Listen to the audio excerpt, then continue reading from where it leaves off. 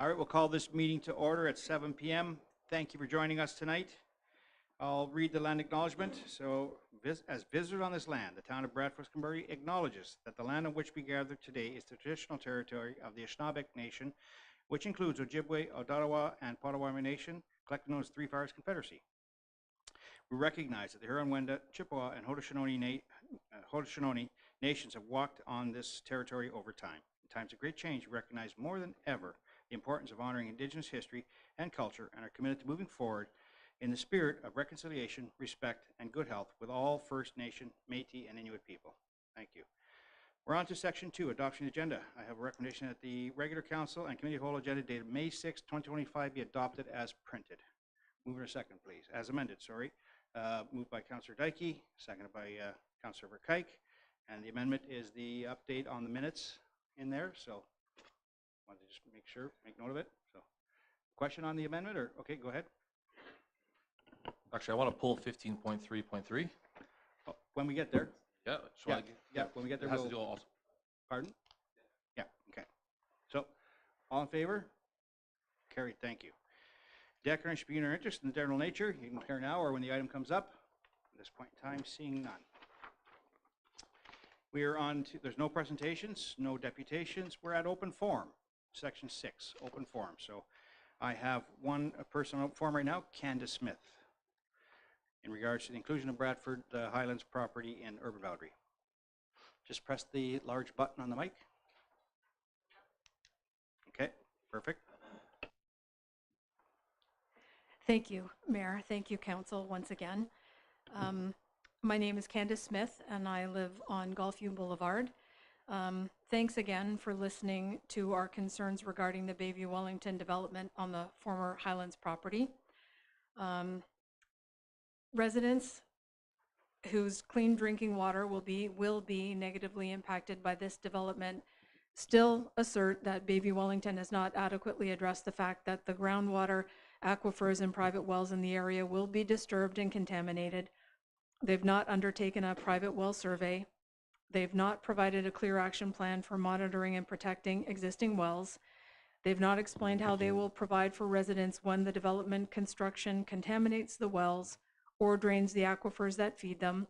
They've revised their application only to include vague references to some type of plan in the future. Sadly, and in spite of resident concerns, on April 15th of this year, Council passed the motion to include the Highlands property in the town urban boundary, even though the Simcoe County Municipal Comprehensive Review is incomplete. According to the county, future MCR work is required to be completed to address additional MCR components as outlined in the growth plan for the Greater Golden Horseshoe. These include identifying settlement area boundary expansions, designating employment lands, planning to mitigate and adapt to the impacts of climate change, watershed planning, refining the mapping for both the provincial national heritage system and agricultural system. I don't understand why Council would have voted to include the Highlands property in the urban boundary while the MCR is still incomplete. And while the residents appreciate Councillor Scott's amendment to the motion, that the applicant and staff have clear regard to addressing the comments raised by the public and members of Council throughout the development process when finalizing the plan of subdivision. This was introduced, unfortunately, just prior to the vote, and so we're still not sure what that means legally and what protection that provides us. Further, just recently, on April 29th, Town Planner Priscilla Land and town staff discovered a bylaw inclusion from 2010 that prohibited the construction of homes on marsh agricultural lands larger than 4 hectares, but could not determine the reason for this prohibition, so they recommended its removal. Town staff also recommended the removal of a 1967 prohibition for lots between 4 and 10 hectares, which staff suspect was originally implemented to prevent severing agricultural land in order to allow construction of homes in agricultural areas. I wonder why then, thinking back to the April 15th meeting and discussion, when you voted to include the Highlands in the urban boundary, many members of the council felt that the development of the Highlands property was necessary in order to preserve agricultural land and protect it from being developed at all costs. Then, I know that council moved to have the bylaw changes, the agricultural bylaw changes reviewed by the group working to harmonize zoning between Bradford and King Township, but still, the removal of these protections are being considered. So I don't know which it is. Protection of agricultural lands at all costs so that you feel compelled to develop the Highlands property, or the consideration of removing these older protections of agricultural land. I don't know how it's both at the same time. Once again, I truly understand council may feel obligated by the province, by the county, and I know that there's new legislation coming again from the province in terms of development and housing and further removal of environmental protections. Still,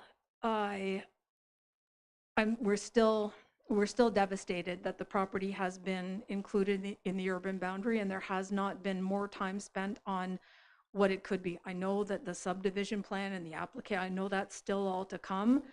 I just don't understand why there's an urgency to include this. And I know it's been years and years, respectfully, Mayor Leduc, that this developer has been waiting.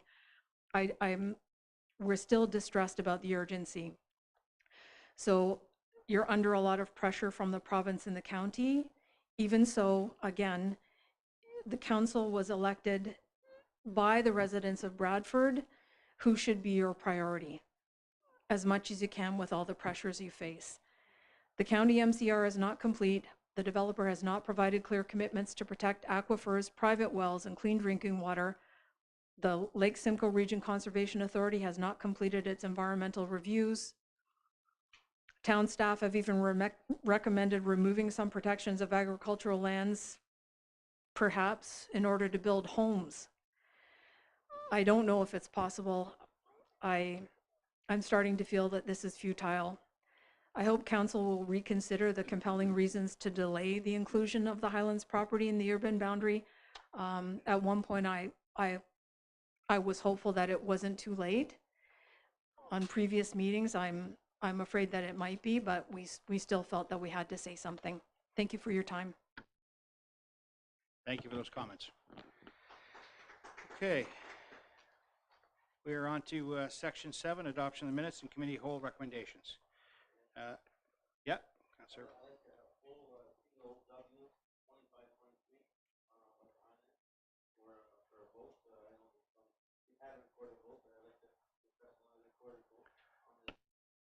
Turn your mic on if you're going to. I would like to have a recorded vote again on C0W2523 pulled, so we can have another vote on this. So let me do one thing. Let me put the recommendation on the floor, and then we'll pull that, and we'll vote on the rest, and then we'll go back to your request for a recorded vote. So the recommendation is the committee whole recommendation COW 2025-21 to COW 2025-26 be approved, and the minutes of the regular council committee whole meeting dated April 15, 2025 be adopted as printed. Councillor Dykey, now you would ask.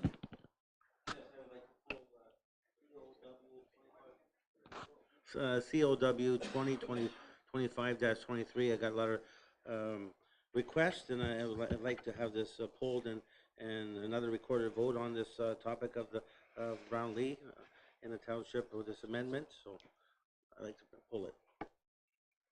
Okay, council. So we have that one. Madam Clerk? Your Worship, I just want to clarify that the committee recommendation that's being pulled at COW 2025-25, not 23. So it's COW 2025-25. Okay? Okay, we got that? Okay, any other further ones to be pulled? Well, I was going to pull the same one, but I want to make an amendment to it. Okay, well, let's do the minutes and the other COW, and then we'll directly deal with that one.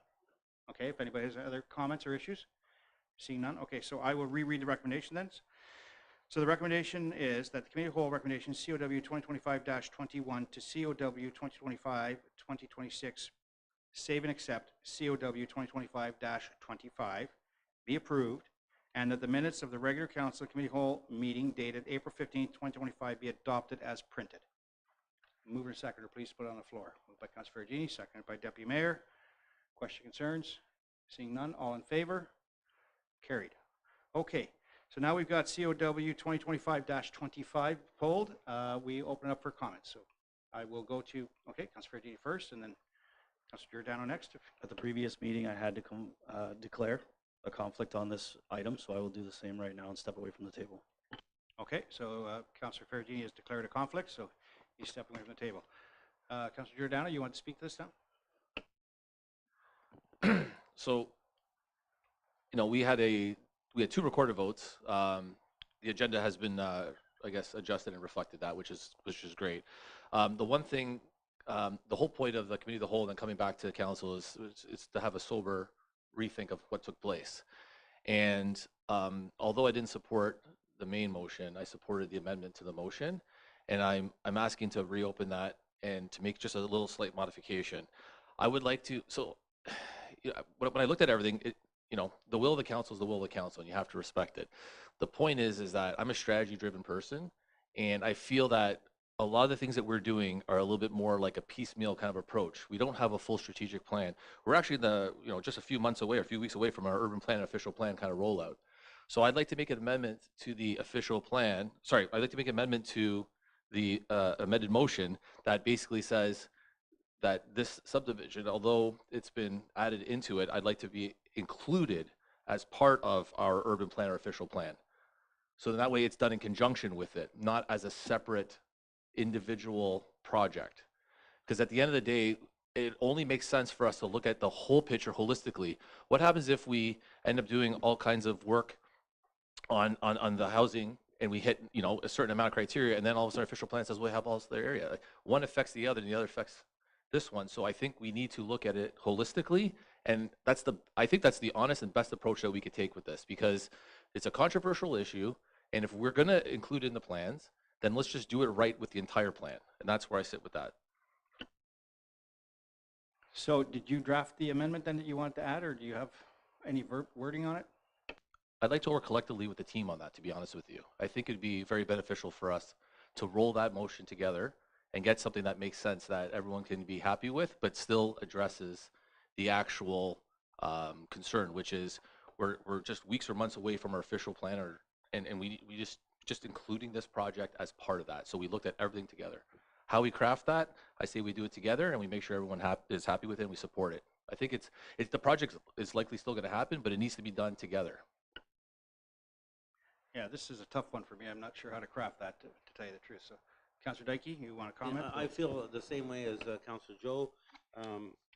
At the end of the day, development will happen, but we're so close to the official plan. I feel this is a rush. I think we need to look at the whole area. There's a high school that's going to take place. There's infrastructure. There's water and sewers in the neighborhood. I think we need to step back, do amendments to this, and this is a big project, a lot of controversy. As we had the presentation today in open forum, and I concur with the water, the wells, the septics, the whole 9 yards. I think we need to draft a different motion.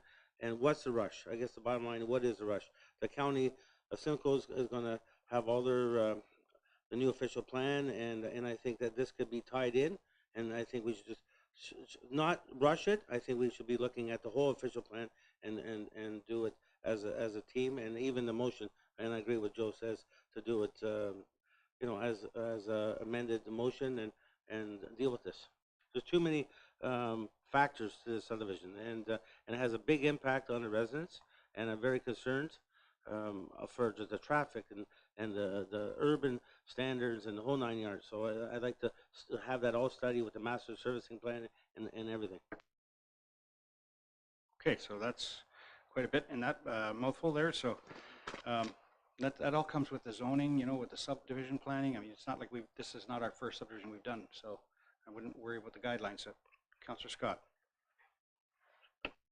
I don't know whether the clerk or the director of gross services can answer this, but I appreciate what Councillor Giordano is trying to do, but I think it would be contradictory to the intention of the original motion, and therefore it couldn't be an amendment, because the applicant's seeking an official plan amendment.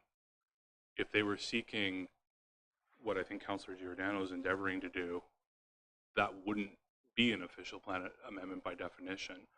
I will just say, and perhaps this gives some comfort, but the resolution asks that it actually says that council requests that the related application for amendment to the County of Simcoe official plan proceed for consideration by County Council in the province. So we're not, in passing this tonight, were we to do so, outright effectuating anything per se right away. We're essentially kicking off a broader process that requires the county to amend their official plan, which still requires approval by the province. I have some more comments that I wouldn't mind making, but on the actual procedural question, I don't think the amendment's in order because I think it's contradictory to the main motion. Madam Clerk, can you help us out with that? And you're right, it's not, it has to go up to the county, it has to be approved by the county, change their official plan, the whole bit, so there is a lot of steps left. Yeah, I know. I think I may need to just confer with our director on that, if you don't mind for a minute.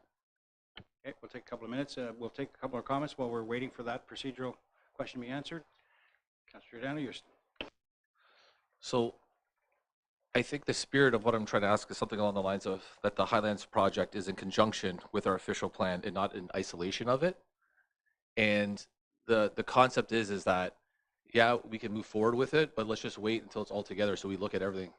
Like they've waited this long, a couple more, like I'm all about expediting the process, but we can't make a massive subdivision without having our official plan, which is just weeks away. To me, there's too many, touch points that overlap, and I still feel that in spirit of the motion, it can be done. Okay, thank you for that. And I'm just comment a little bit. I'm not, I've got Councillor Kike next. Okay, sorry. I've got Councillor Kike, then Deputy Mayor. So, as I voted at the last council meeting in the committee of the whole against this motion, I actually think what Joseph is doing is to say we're going to vote against this motion and defer it. It's not an amendment. It's voting against the motion, because the motion is to approve. So it's totally against the. You can't add this onto that motion. You're asking for this motion to be deferred or declined. Yeah, that's a good way of summarizing it. Deputy Mayor? Thank you, Worship. I was just going to say the same thing. This is not an amendment. And the other thing is, Councilor Giordano keeps referring to a couple of weeks or a few weeks for the official plan report to come. I have not seen anything that states that, unless staff can confirm that it's in a few weeks. I don't know where that is coming from, that it's only a few weeks before we deal with that. Yeah, I wasn't. No, it's okay. I can answer that question about the few weeks. It is, the OP will not come until Q1 or Q2 of 26, so it's not a few weeks. It's well over a year before the OP comes, so that's not a quick solution. I think, yeah, Councillor Harper next. So, thank you, Mayor. Good points and discussion in regards to that.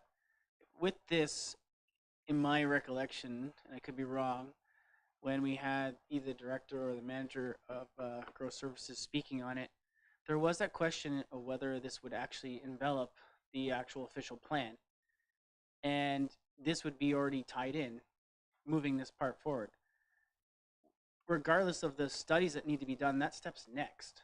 This is really just about moving to the next phase. This is going to still come back to council, and we will not approve a subdivision or anything until those reports are satisfied by the staff and by us. That confusion just keeps getting overlapped and missed, I think. I just would really like to reiterate that. We're not approving a subdivision, just moving it for the next step. They have all the work to do. They have to satisfy everyone else, even the province, before this official plan or moving it in to the actual official plan to be satisfied. No building has to be brought, is going to be made. And the plan still could change in benefit based on in lieu of Councillor Scott's amendment to keep in the consideration of the comments that were made in regards to the water, the well water, and all that. Those comments, they're very great, very good points, very concerning to us, and we've listened to them. So I just want to reiterate that part, and so there's no confusion. Some will be, but at least it's publicly stated. Yes, thank you for that. Madam Clerk, do you have a position? With respect to Councillor Scott's comment, I believe that is correct. That would be sort of against the original intent of the motion. However, there's some, like if you would like the director and manager of community planning to speak further to procedure, we can try and answer those questions. Okay, we'll call up the director then and the manager to come on up and speak further to the comments.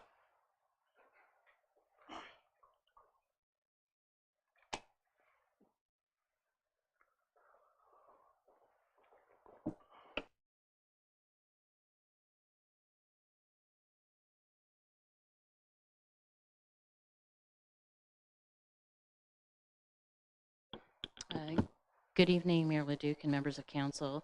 In order to try and bring some clarity to the motion, the main motion was to bring the subject lands into the urban boundary and to consider some land use designation changes from basically agricultural rural to more urban pieces. So when you introduce what the motion was on the table, it actually is premature because we have to bring back a bylaw at a future date with regards to this for council to consider for the official plan amendment and settlement area boundary expansion. And so because the motion originally was adopted to say that it was with modifications to the official plan amendment based upon staff's recommendations, the council still has not approved a bylaw with these modifications in order to get it to Simcoe County because they're the approval authority in this instance. So at this point, I can let Alan, our manager of community planning, weigh in. But at this point, it's probably best to deal with the motion on the table as is and then wait for staff to bring back a report with a bylaw for council's consideration on the matter for the official plan amendment. Anything further? Okay, thank you. So clarity there that it still has to come back with a bylaw. Councillor Giordano? But once this gets passed today, that's our endorsement to go to the county and to go to the province for these subject lands, correct? It's just endorsing it.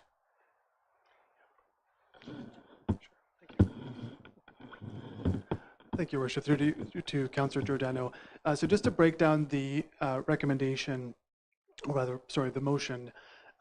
So the second point would be that council endorse the inclusion of the lands. So that would be an endorsement in principle. The second point would be that council requests that the related county official plan amendment application be advanced for processing through the county and the province. And the third point, that subject to the adoption of a county amendment for inclusion of the lands in the boundary, that council directs staff to implement the modifications outlined in staff's report and bring that back for council's consideration at a later date. Just to dig a little deeper into some of the logistics, the county official plan amendment would essentially be purely redrawing the settlement boundary for the Bradford urban area. No designation changes. It would go from rural to settlements, boundary change.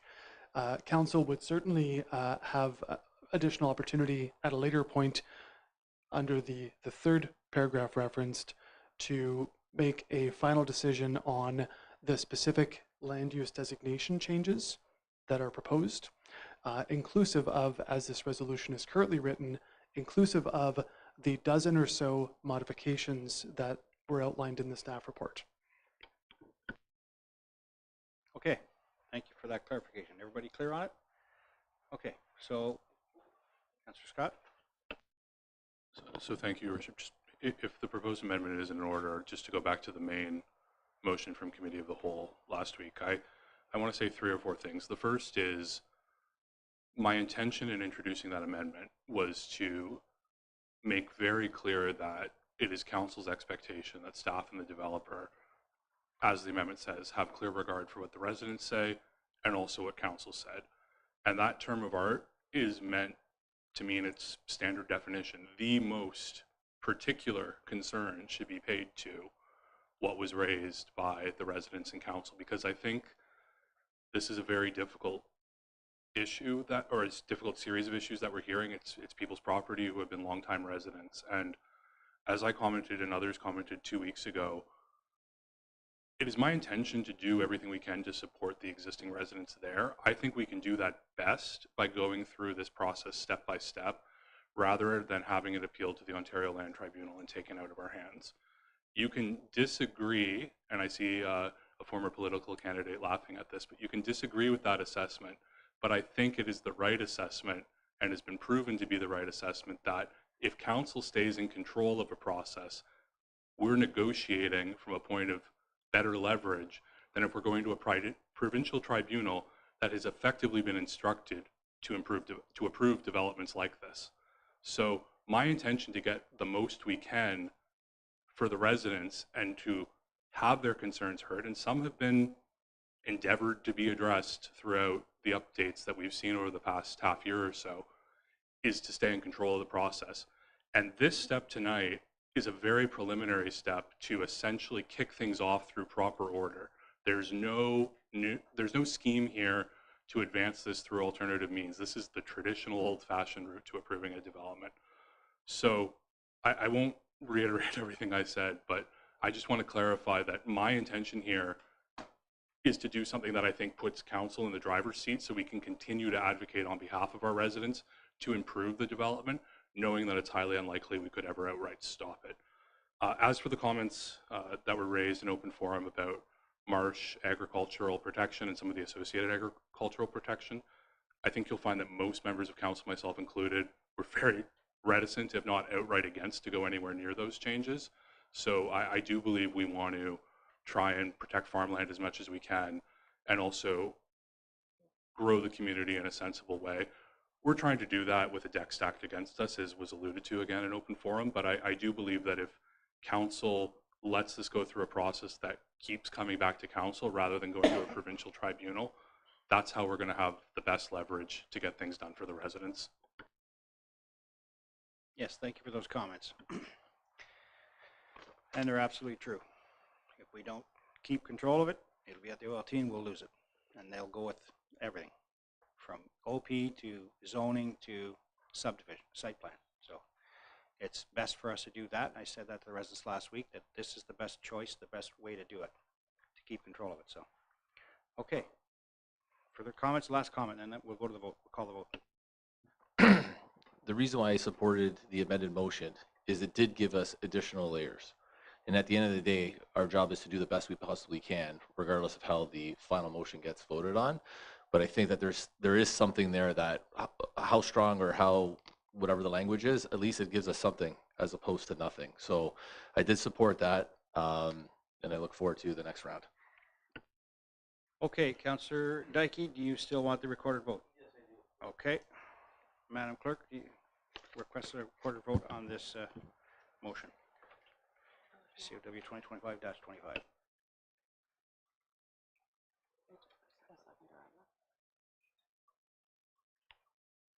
We don't have a seconder. Your Worship, I believe we need a mover and a seconder. Okay, moved by Councillor Dykey, seconded by Councillor Verkuyk. Councillor Verkuyk.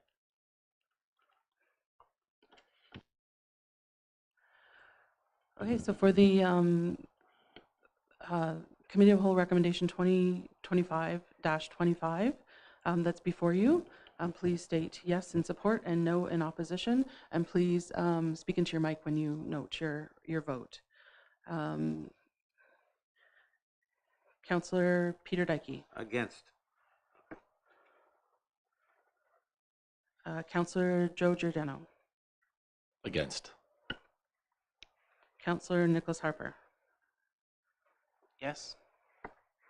Councillor Jonathan Scott. Yes. Councillor Ben Verkuyk. Against. Deputy Mayor Sandu. Yes. Mayor James Leduc. You forgot Councillor Dehaney. Yeah, I know. Okay. Oh, sorry. Yes. Sorry, my apologies. And Councillor Dehaney.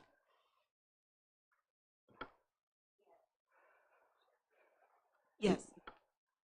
Okay, the motion's carried. Okay, thank you. Thank you for that. So we're past that. We're on to number 8, correspondence. There's none. We're on to number 9, staff reports. So we have 9.1, 2024 Stormwater Management System Compliance and Performance Update. A recommendation that report COMP-2025-3 titled 2024 Storm Management System Compliance and Performance Update and the associated attachments be received for information. Mover second to put this on the floor, please. Moved by Deputy Mayor, second by Councillor Dehaney. Questions or concerns with this report? It's an update on our stormwater system. There's some good questions. Councillor Scott. I was wondering if I could ask our drainage superintendent to come up and speak a little bit more to the litter trap program and how that worked and possible next steps around that. It's, I think around page 10 or 12 of this report, it gets into some detail about that pilot program.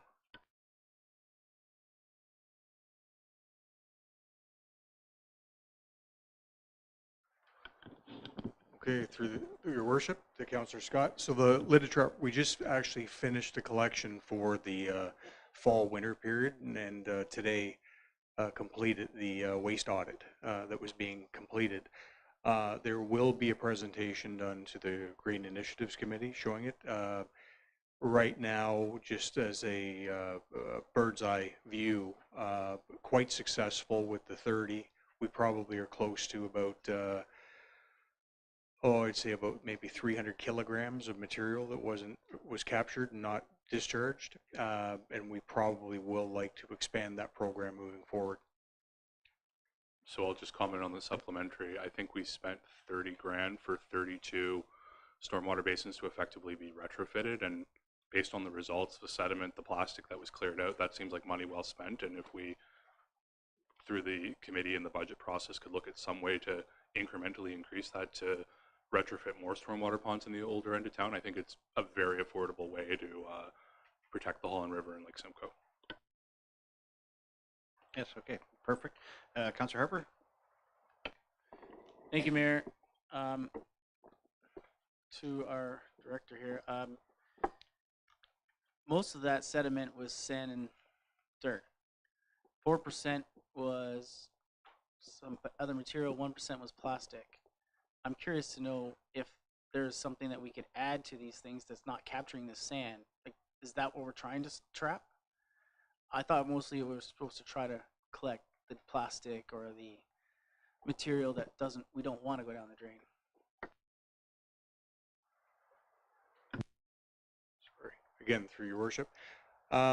No, the litter traps actually, yes, they do capture plastics, they capture organic material, and the sands, or a lot of it is from the winter applications, so you'll have high salt content stuff that is, you preferably not discharged into the natural environment. So what we have found is with the fall winter application and collection is, you wind up with some of the plastics and organic material in the bottom of the screen, which actually helps capture the sand.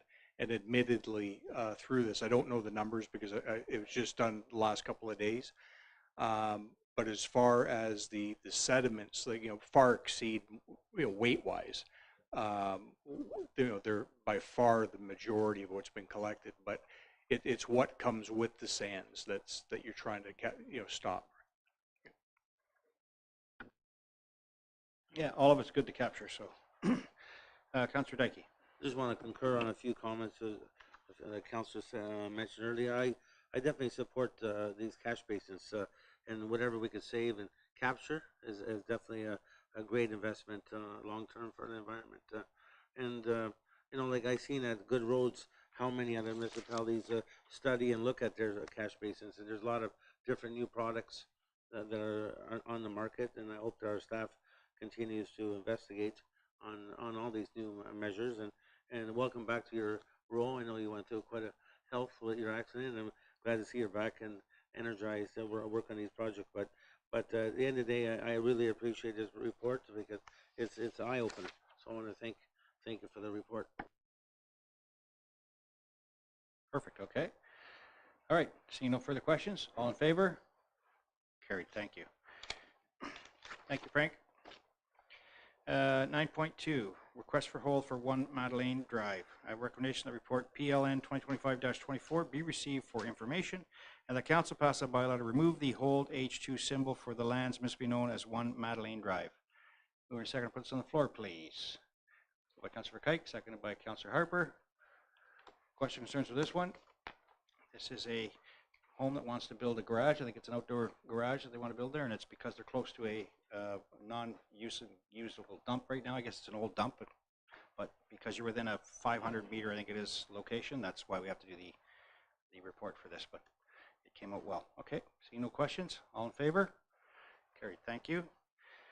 We're on to 9.3, request for part lot control. So we have a recommendation that report PLN 2025-23 be received for information, and the necessary bylaw be presented to council for blocks 1, 3, and 4 to be granted exemption from the part lot control provisions of the Planning Act. Moved by Councillor Dehaney, seconded by Councillor Giordano. Question concerns with this one? This is first few homes. It's in behind Canadian Tire. Question, Councillor Dehaney. Thank you, Mayor. So I know this is behind the Canadian Tire, and I know there are some townhouses being built. Can you just maybe have staff explain to me exactly what they are asking, please? We can have our manager of planning come on up and explain this to you and to everybody else out there, what this part lot control is. Exemption.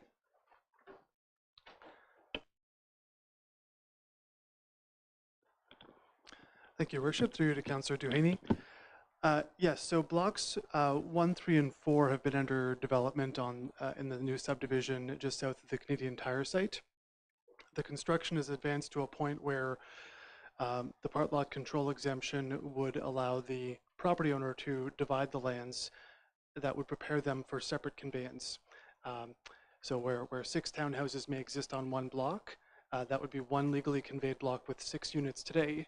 Should council elect to pass this bylaw, it would authorize the property owner, after this bylaw would be registered on title, to sell those 6 townhouse units separately.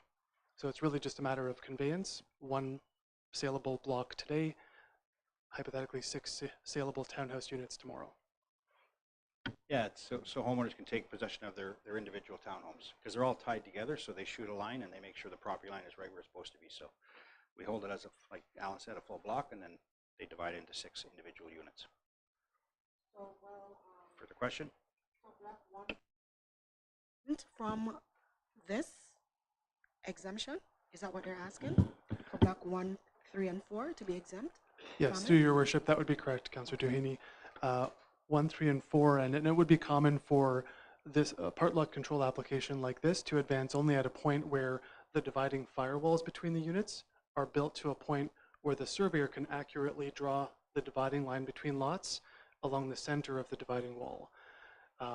Should that occur prior, there's a risk that the lot boundary does not follow the center line and could be askew relative to the dividing wall, which requires more work and correction later. So this is a more efficient path for line division. Thank you. Yeah, so I think it opens up 18 townhomes, I think, if I can recall in the report. So, yeah, I know. We're just explaining how the exemption works for part lot control. So, okay. Further comments or questions? Okay, seeing none. All in favor? Carried. Thank you. Okay, request for staff reports. Councillor Dykey. Yes, I have a request for a staff report. I'd like to read it, and then if I can get a second or by any chance after I read it. And this going as the staff investigate costing of municipal sewer and water services of Brownlee and surrounding areas, as well as upgrading sidewalks to urban standards and the feasibility of funding any of these community funded from the Gulf Development Fund. So I received a lot of inquiries about as this area gets developed, the residents right from day one when that subdivision was built. Who's to say that what was the final coat of asphalt ever put on that on Brownlee was the sidewalks? There's no sidewalks there. What's going to happen to water, sewer? So I would asking for staff to investigate as these official plans take place and the planning takes place in that area, that we keep in mind that if there's any funds available, how we can improve that area with waters and sewers, and to do the studies with master servicing fund. So that's where I'm bringing this motion forward to include it. So if I can get a seconder. Okay, I have a seconder with Councillor Craig. Comments? I was rushing to second it too, but could we say that it would include Golfview and Catherine Court as well? And I know there's the drainage and the stormwater pond in the area as well, but I won't digress too far, but the developer has offered to put some serious money on the table. Council's never actually appropriated that money. I, for one, think it should go to the existing neighborhood. Okay. Further comments? Councillor Craig?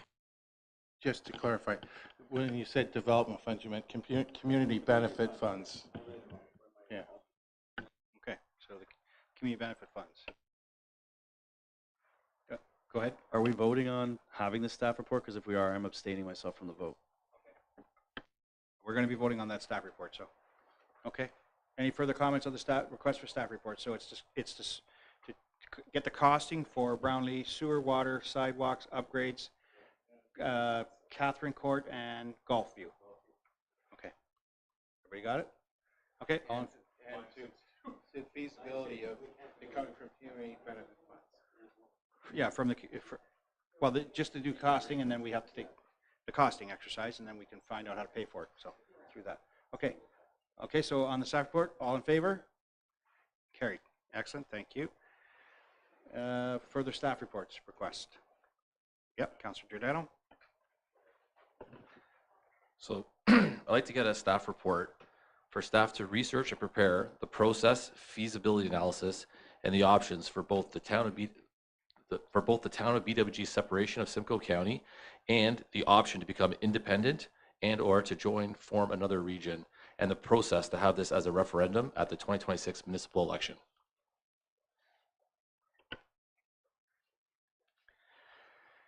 Okay. Mover second for that one then. You're going to second it. Good. Okay.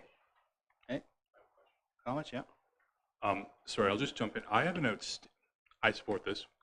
Good idea. I'd like to see our options. I have an outstanding request for a staff report from the end of last term about a lawsuit related to the fact that effective representation is a charter right in Canada, or the charter right to a democracy means effective representation, which is violated when you don't have rep by pop.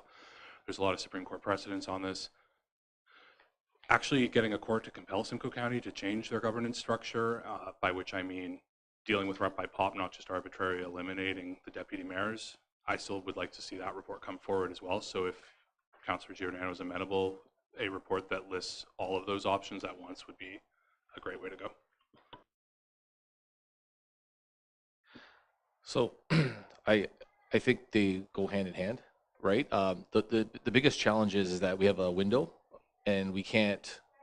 So I would turn around and say, if that would affect the window of this report coming to us in any way, then I wouldn't be comfortable. But I love the spirit of the collaboration of the two. But again, this report needs to come back to us in a very feasible time for us to make a decision so it could be implemented for the 2026 election. I'll just follow up to say then, part of my point in referencing it is that request is 3 years old, so both have time sensitivity. Putting a referendum on the next ballot is even more time sensitive than a court case, so can we perhaps request that this be delivered by the end of the year? That's exactly what I'm thinking. Through the chair, you're going to debate back and forth, so yeah, that's good. This is a little premature for sure, but it's yours. It came obviously from my update to you folks, and I think it's premature right now to actually ask for this report. County is dealing with the weighted vote system in the on May 27th. We would see what happens there. I think, we need to, I understand what everybody's trying to do, and I get it. Well, it's a report that we're trying to ask staff to do, and there's other ways of doing it. There's a simpler way to do it, so I would suggest a resolution that we would bring to the table. It's premature. Trust me, it's premature right now. I think we can waste staff's time to do this, but I think there's other better ways of doing it. So, I had Deputy Mayor Sandu, and then I have Councillor Faragini. Thank you, Your Worship. If if council recall, I had a notice of motion a few weeks ago regarding county council that I was going to introduce and discussing it with senior staff, our CAO and myself and the mayor. And with what's happening at the county, we decided to hold off onto it. It was similarly what you're asking, plus some more into it. And once this weighted vote happened at the county and the other stuff that's happening there, we were going to bring it back before we recessed. If you still want to go ahead with the staff report, that's fine. But what we are going to bring forward, or I'm going to bring forward to this council to consider, will answer some of your questions that you're asking in that staff report. Councilor Ferragini. Well, I was going to first state that we've looked into this previously. I mean, your comment about wasting staff time is not valid because there's obviously concern around this table and it's a valid question. But previous council had looked into this and we had a report based on that. So my question is, will it actually change based on that report and the consultants that we paid for to do that? Because if we're going to get the exact same answer, I understand where council's going with this. I get it. I understand the frustration. But if we're going to be getting the exact same report and spending that money to hear the exact same answer, that's what I would like to know. Because otherwise, just give us that report that we originally had that council can go through and staff maybe can give an update on what that report was. Councilor Harper. Thank you, Mayor. Yeah, originally being the seconder for this, I'm not. Oh, that's me. Okay.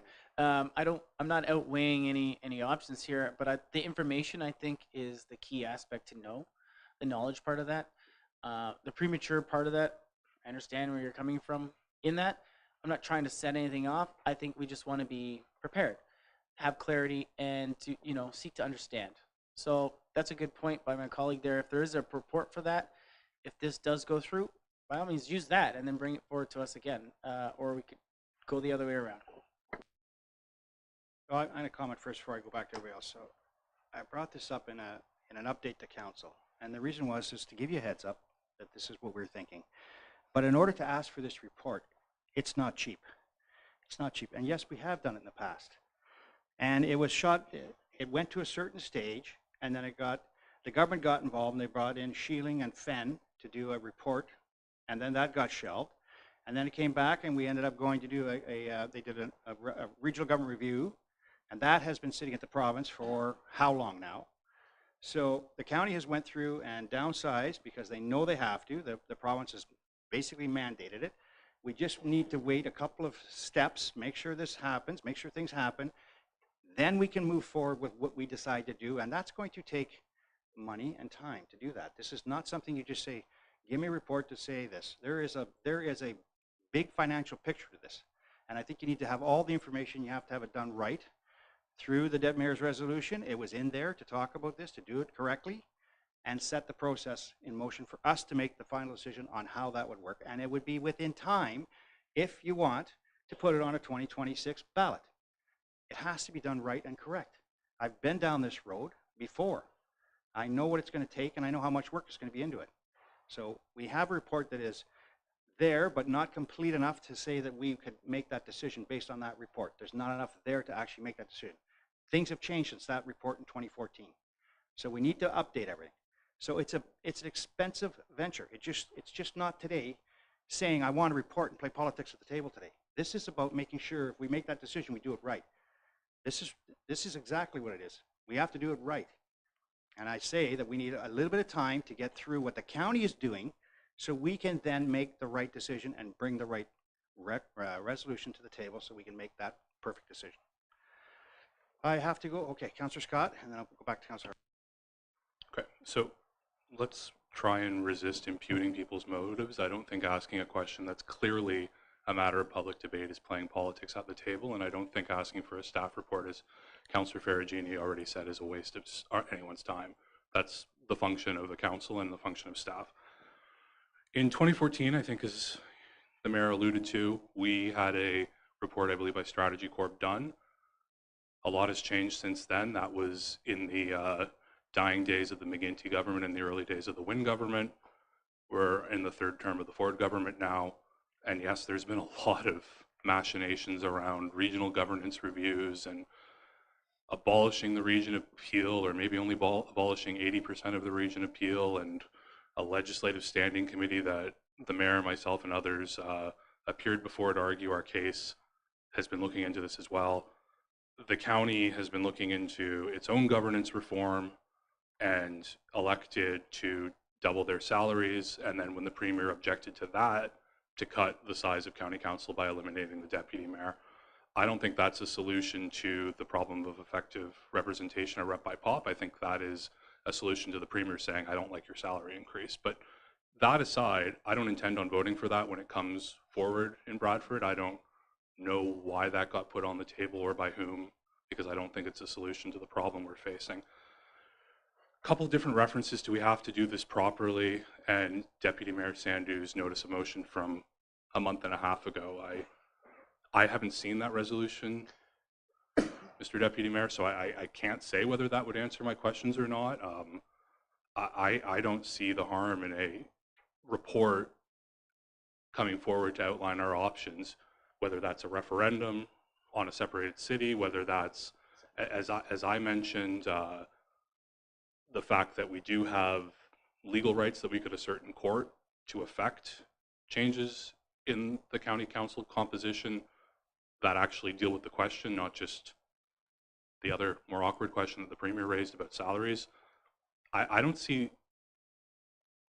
why anyone needed to get animated about a request for a staff report. If it's the improper process and the deputy mayor's resolution that may or may not be coming forward is somehow the proper process, I don't actually think the two would be in conflict.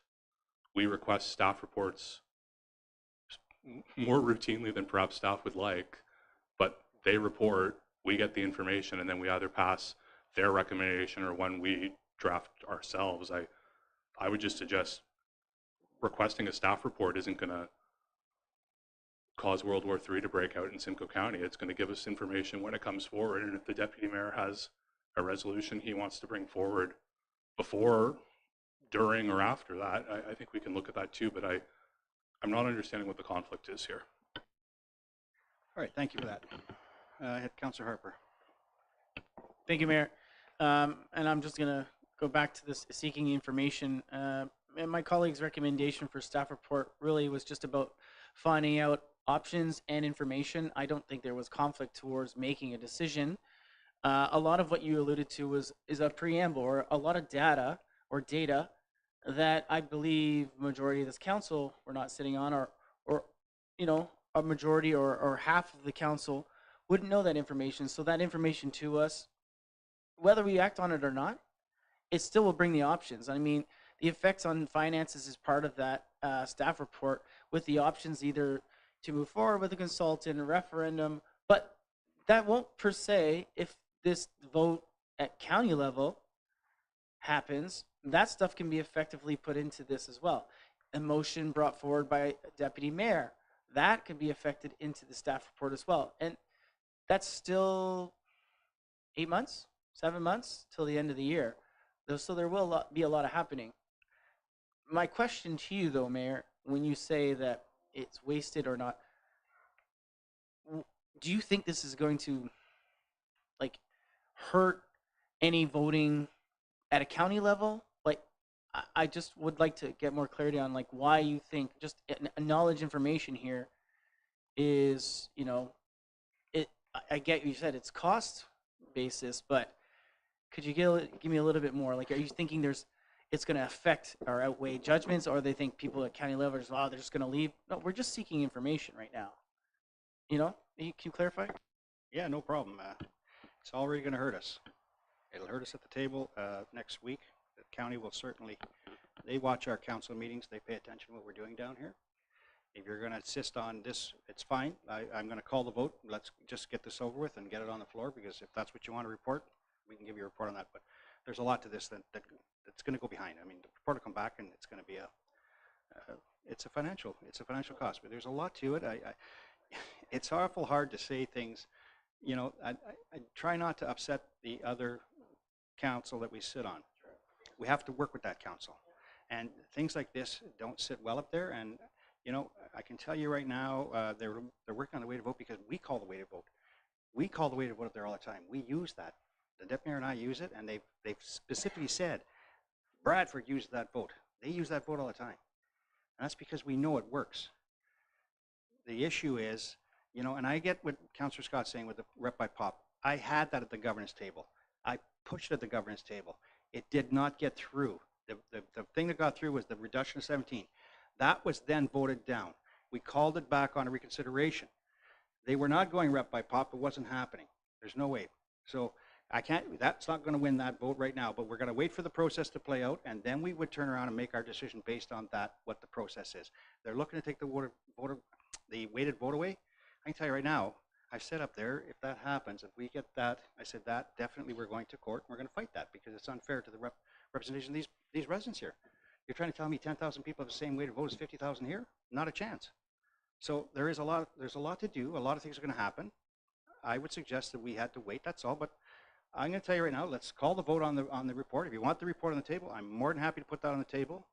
There's a lot of steps to this, though. But so, last comment to Councillor Giordano, and then we're going to call the vote. So there's two things. One is, if you state today that this is going to affect negatively in any way, then it would be in our best judgment to defer until that's the case. But let me tell you the intention of this, and anybody who's listening. The intention of this is, when in the business world, when you walk into any type of meeting, negotiation, or whatnot, you need to have scenarios planned out. You need to have data, and you need to have options. You don't just walk and say, this is 100% what we're doing, and then it fails. You're like, oh, now what are we going to do? So the point is, we want to stay within Simcoe County. The thing is if it doesn't work for us, what does it look like? What does it cost? And I think you guys are missing the main point. How do we add it as a referendum item to the municipal? Like, what's involved in that, the cost and everything else? I don't know. Maybe you do.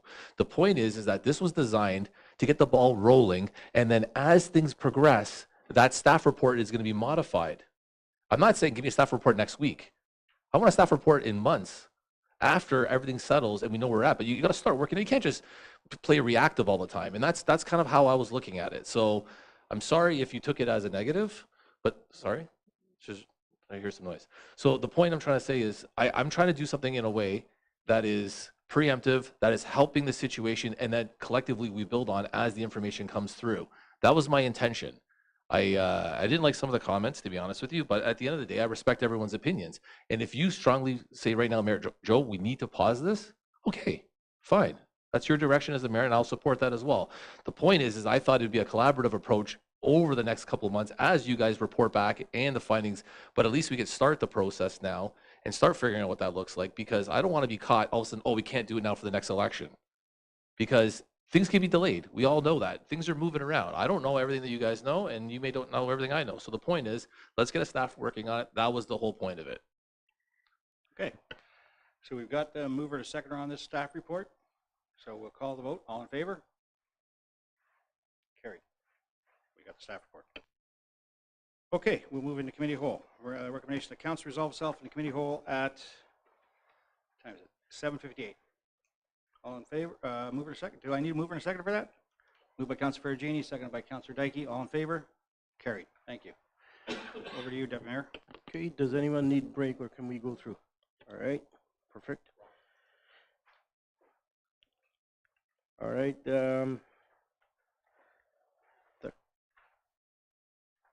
call this meeting to order at 7:59. Airing declaration of pecuniary interest and general nature. None declared at this time, so we're getting right into staff reports, and we only have one. I'll read the recommendation that I'm going to ask our director to come and make a presentation on it, because this is such a well-written report, but I still feel, and as it was suggested in some of the emails, that we do need to do a presentation and explain to the residents what it is and what the intention of this report is. Growth Services Proposed Concierge Program GS 2025-03 recommendation that the report GS 2025-03 titled Growth Services Proposed Concierge Program be received for information and that council endorse the implementation of growth services Propel Growth BWG concierge program for residential, employment, and council-directed priority projects to be effective for July 7, 2025.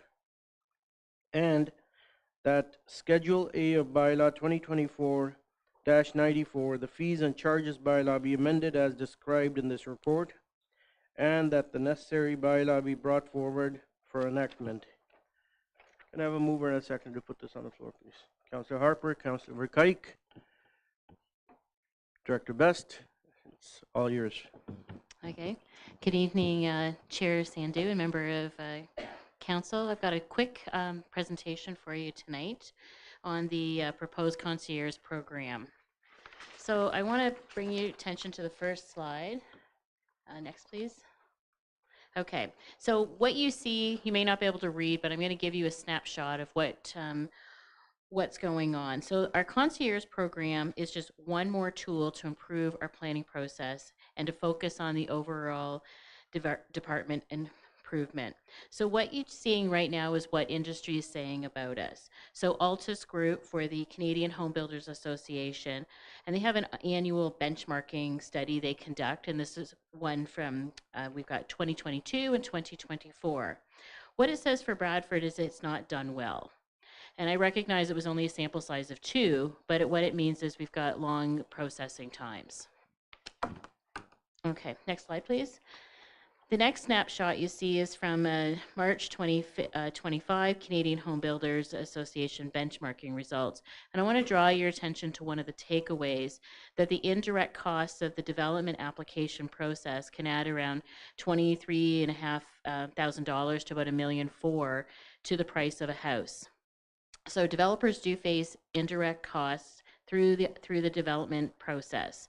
So they can be annual property taxes paid on vacant land, cost escalations, which we're seeing right now with our builders, and an opportunity cost for holding the land vacant. Further, they can add between $10,000 in the City of Toronto. I don't know if Moncton's a great comparison at $2,200, but there it is, per month per unit. But this is a tremendous cost when you're looking at the cost of producing housing for low-rise development. Next slide, please. So bringing you to the origins of the concierge program. It's really coming down to Bradford, West Gwillimbury's gotten better in the last year, but we can do even better. And this is the kind of the impetus behind it, that it really is about prioritizing high-value developments with faster times to reduce indirect costs and make the town more competitive. So we're looking at improving town and proponent relationships. This is something I've observed that we can work on to improve to support growth and development opportunities. Let's also not forget, from the province through to the county to us as part of the municipal comprehensive review, and it was the growth plan, but the province has given us targets to almost double our population and increase jobs to over 30,000 by 2051. We have to get ready. We're in a bit of a downturn right now. Here's the opportunity to update our processes and get things to improve. Now, I do recognize that there was a motion brought by on April 15th, I think it was from Councillor Scott, about applicants and staff having clear regard to addressing comments raised by the public and council through development process when finalizing plans of subdivision zoning bylaw. I just want to bring to the attention that we hear you, we understand there's challenges with our processing, and here's an opportunity, a pilot program, just to kick this off. Next slide, please. So the concierge plan purpose is really to expedite high-value residential and employment projects to exceed Planning Act timelines and municipal processes. So the program's a bit different than other concierge programs out there that I surveyed. It offers guaranteed timelines for planning decisions. It reduces uncertainty by making the investment process more predictable and attractive. It provides additional opportunity for development through council-directed priority projects that provide significant community benefits. So these are always ones that don't always fit the mold. And so one may be the South Lake Health expansion that I know our community is really interested in. Next slide, please. So I want to make this really clear that the program does not circumvent any Planning Act processes. So that's a fact. And if we have an amendment to a zoning bylaw, which council public's seen many times over, it will include the public meeting process. So nothing is going to change with respect to seeking public input and hearing their concerns or support for it. Where a proposal meets all of the zoning requirements, this is a very big rarity, but it does happen, that no planning public meetings required as per the Planning Act.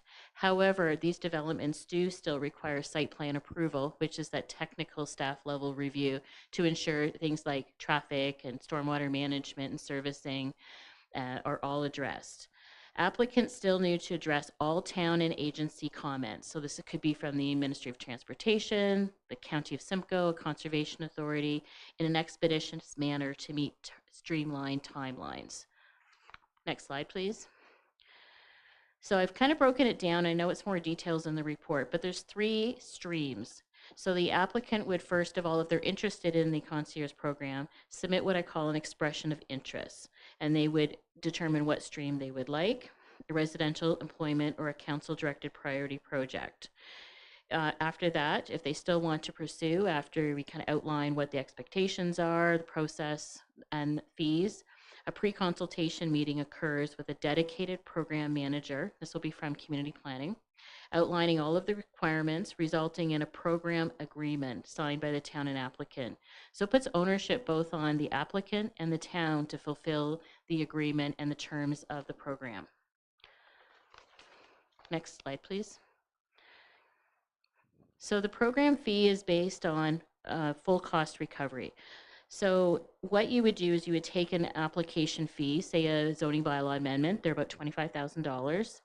You would take 50% of that. So an applicant would end up paying the $25,000 for the normal Planning Act application, as well as the concierge fee of 50%, which is about $12,000 or so. So the breakdown for the 50% is about 20% for community planning, because right now the model only has a cost recovery of about 80%. So this would make it full and complete. Next would be 20% for economic development and building services. They would have input and giving extra attention to it, opening up for different grants, previewing their building plans and giving them a guidance well in advance before any building permit would be even application received. And the last would be for 10% for administration staff time. Development engineering fees, as per the current fees and charges bylaw, they're on a more of a billable hour piece, would just remain the same. Last slide, please. So just kind of summarizing up the benefits. First of all, in order to get development on the ground, which is what this program's about, it's not about getting approvals and just having it sit there and wait. It's about pulling building permits within 6 months of planning approval. This is actually getting additional revenue through development charges and taxation. It provides the proponent with guaranteed timelines with respect to a decision for the proposal, and it gives investors greater certainty to enable more confident and timely investment decisions. It also facilitates opportunity for growth services to improve its processes to achieve the Provincial Planning Act timeline targets. They put those out, if you remember Bill 109, when you may have to return fees. You maybe remember that.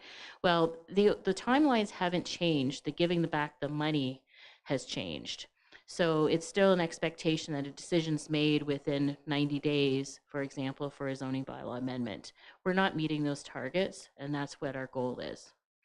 So this is a pilot program, as I mentioned, that provides opportunity for continuous improvement. And the whole key is that if we kickstart this thing off, within 6 months, we'll be doing a mid evaluation and be bringing things back to council, as well as proposing, I'll say, tweaks or minor changes to it with a full evaluation at 12 months to see if this is working for BWG.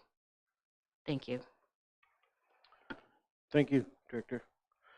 Okay, Councilor Kike. So I have about 3 questions. When you say employment lands, this includes industrial, commercial, and institutional? It would include employment lands. So if it was institutional designated lands, they would be subject to the council priority projects. Okay, how about commercial? Again, through council. Okay. Define medium and high density housing? Through Chair, sorry, Sandu to Councillor Vick. It's in line with our official plan. So you've got medium density, about 6 stories, back-to-back stacked townhouses, small apartments. High density we have not explored yet, but it is coming. And so that would be something likely over the 6 stories. We haven't quite defined that yet. Would we need to hire new staff to get this rolling, or would we be doing it with existing staff? So this plan is being used to use our existing staff capacity. So as a pilot, we're only allowing 3 applications in the stream at one time. So only one council project at one time. So if it starts and finishes, it can take another one. And preferably one of each in the residential employment, but that will depend on the level of interest. Okay, thank you. Good questions. Mayor Leduc? Yes, thank you. And thank you for the presentation, Jen. It was a good presentation, and I really did like the first couple of slides there. I think that really indicated where we are in the process. This concierge process, I'm absolutely 100% supportive. I think it's a great one because I really think the uptake would probably be in the employment lands, and that's where we can really make our best work, because when business need to move, they need to move fast. They need consistency. We've dealt with a few that, in the past, that when they come to us, they're saying, like, we got to get this done. There's a timeline here. There's a timeline. So I think that's where we get our best uptake, and I think it's something that we want to show in our toolbox to help our employment lands, expand and make better traction in there. And again, if this fits in, if the hospital, we're working through that process, and if that becomes something that we're lucky to receive, then we certainly want to have the ability to make sure that we get that done in a timeline that the hospital works with. So this brings nothing but great benefits to us. It allows us to, and what I like about it is we're going to review the process in 6 and 12 months. Yeah, I think it'll help us in our whole overall planning moving forward. I think it'll help us improve that where it comes to just a regular planning process, because I think it's about checking. It's about checking people, saying when it's sitting in the developer's hands for 6 months, and then we say, well, where's this? And they bring it back to us, and all of a sudden they bring it back to us 6 months later. They've had it for that long, and then the next thing you know, we get a call. Well, your staff have it. They've had it for, and I go, how long? Well, they've had it for a while. And then you figure it out, they've had it for 2 days, and they're in a rush now to get it back when they sat on it for 6 months. So this puts the developer at the same level where they can't sit on things and force our staff to be in a position to hurry up. They're at the same moment. Full cost recovery, another item that I think is great. We want to get full cost recovery, and that's what it's all about, making sure that this is fully paid for. So 100% in support of this, and looking forward to seeing this program roll out and see if it becomes an opportunity for us to increase areas where we call them priority projects for us. So I'm fully in support of this concierge program. Thanks. Thank you. Councillor Ferragini and then Giordano. Thank you. Thank you for the presentation. As I was reading this report originally, I'm looking at it thinking to myself, this concierge thing, is it just a way for certain developers just to throw money at the staff to say, hey, put me in line first? This is what I was trying to understand about it. So you've given the explanation, and even to unravel some of the mayor's comments, how is it that a developer can put staff in that position in the first place? If they have a timeline to meet and then they try to rush them a couple of days before whatever timeline is, and we have proof as to where that comes in and the time that's required, I don't know if you can explain a little bit about where the direction he was going, because the way that I looked at it is when I'm reading this, it just looked like this is what we're supposed to be doing in the first place. This is what we do for the development community. This is what we're supposed to do. Now, here's a concierge program where it's like, give us some money, and with our current staff, we're going to put you ahead. We're going to make sure that you have that concierge service. I don't understand that part of it. So maybe if you can just explain a little bit more. Okay, thank you so much through Chair Sandu to Councillor Ferragini. So with respect to this program, it works differently with the Planning Act application. It's proponent driven. So as planning staff, as the mayor was saying, an application may come in, it gets out for circulation, you get comments, you give them back to the developer. There's no timing that they have to come back and provide an update to a submission. Like they can sit on it for 6 months, a year, 2 years, and then when it comes back in, then staff have to pick it up and and run with it. So there's a lot of gaps in it. And so when you're saying, why isn't development happening faster and faster? It's proponent driven. So this program takes that uncertainty out on both sides. It forces the developer to put their money where their mouth is, as well as staff. It's accountability piece. And that you agree in the agreement on the dedicated timelines that you're going to have a very good submission. We're going to look at tailoring requirements for studies and that sort of thing. And there's going to be timelines given. So if the town doesn't fulfill its requirements on the timing in the agreement, we'll have to forfeit the concierge fee, not the actual application fee, but the concierge fee. If the developer does not also uphold the agreement, and you work with them to try and get them to back on track and that sort of thing, they'll be removed from the program with no fee given back, because we've already spent a considerable staff time on this over and above. So the difference in this concierge program, you probably heard about them in other municipalities. It's a bit of a hand-holding, but it doesn't put anyone to a timeline. And if we're going to meet these timelines, right now under the Planning Act, the timeline is just to a decision being made, but somebody can drag their feet. And that's what happens.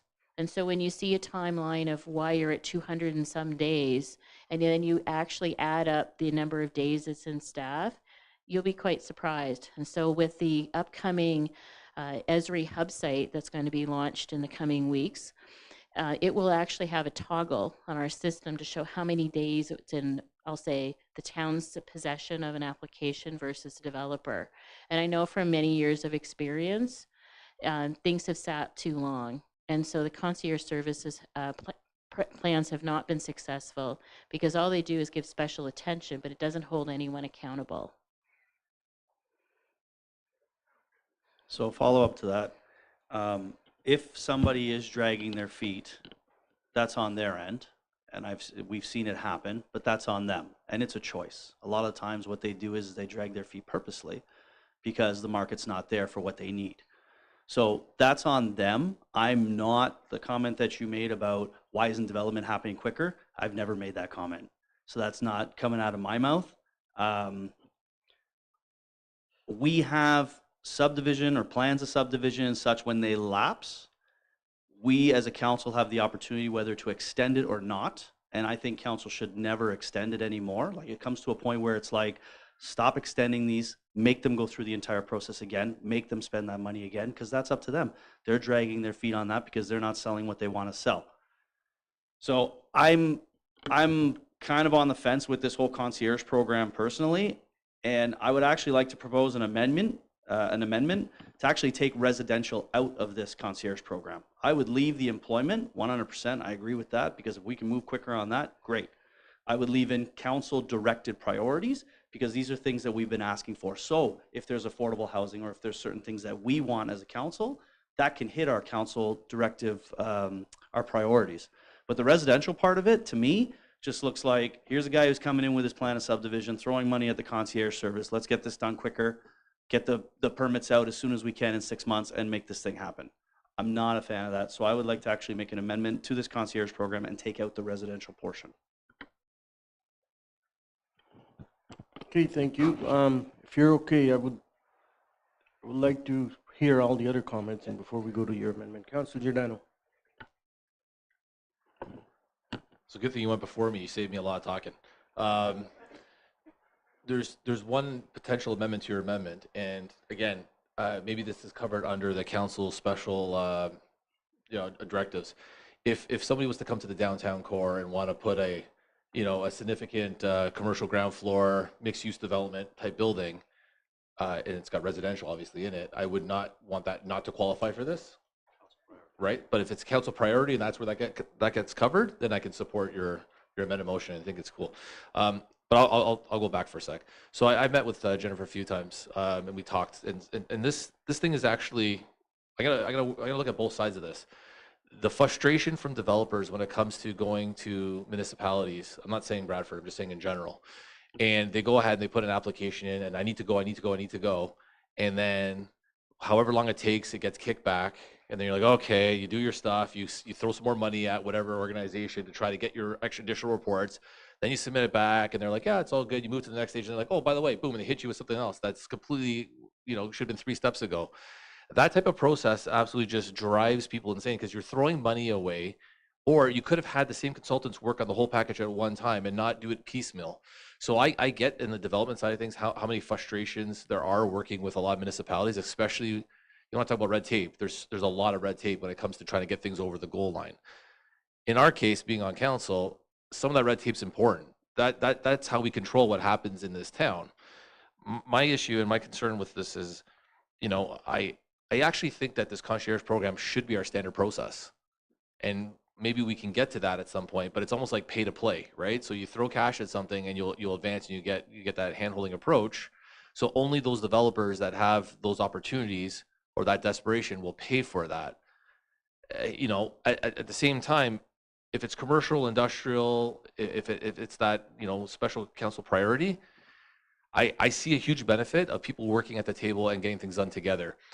I'm not going to say which municipality, but another municipality has something similar. And when a bunch of strategic priority kind of projects came to pass, and they went and they sat down, they brought everybody in the room, including the mayor actually, and they sat down and said, this is what we're trying to do here. We need your help. And everybody got it done in record time. Within a year, this facility was built and occupied, and it was very significant size. So that type of a solutioning has huge value to us, both on council and to the residents of Bradford. My concern also, maybe you can touch base on this, is how do you prevent a council or somebody to try to use this as a tool to try to jam things through? Through Chair Sandu to Councillor Giordano. So the program's set up that it doesn't circumvent the regular planning process with regards to public meetings, agency comments, and that sort of thing. So that's a check and balance. The other thing too is if there has to be amendments because something has come up, we can amend that agreement in order to work with it. So it's all about collaborative and solutions-focused programming. And so by pulling people together in a collaborative forum, that's how you're going to expedite it. And sometimes what happens is on a second or a third submission, new information comes up, and that delays a lot of applications. So by bringing it out at the beginning, that will help bring that out to the public, bring it out to council, bring it out to all of the agencies and people who touch these development files. So it makes it a more comprehensive, complete process. And so if you want to say, is this what we want to do for doing business as our normal approach? Yes, I would love to get it there too. We need to kickstart it somehow. And you're right, I will say it is a pay to play at this point. And we are working as fast as we can on updating our processes and trying to meet our Planning Act application times. And we've got a mandate by the province to grow with employment growth as well as residential. And so coming before council in the coming weeks will be some phase 1 of our growth management, which is we're expected to grow around our GO station, our major transit station area, as well as downtown core areas. So this program supports a much more smoother way, as well as bringing all of the issues to the forefront early on. So, I'm cautiously optimistic with this program, and it's only cautious because I'm sitting on the council side, right? When you sit here, it's like we want to make sure that we don't open up the floodgates. We want to control and manage, and basically what you're telling me is that this program is designed to still follow all the regulations and everything else. You're just making the projects flow more efficiently through the system. And again, to get to that standardization, I think that's the goal. And I have to commend kind of this approach, because at the end of the day, continuous improvement and optimization is very important in any type of business or organization.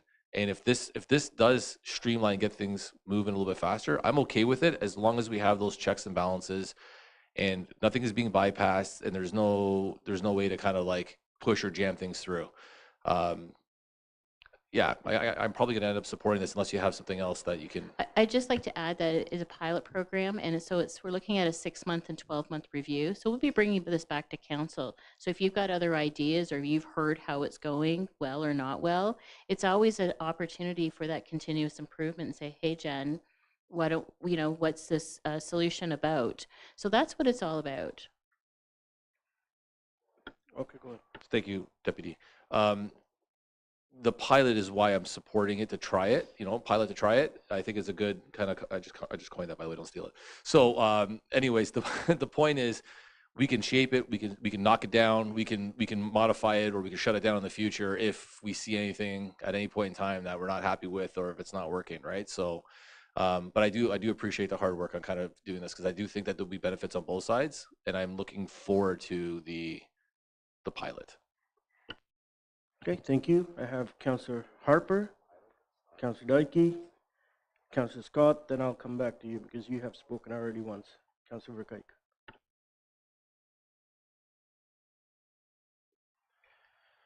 Thank you, Deputy Mayor.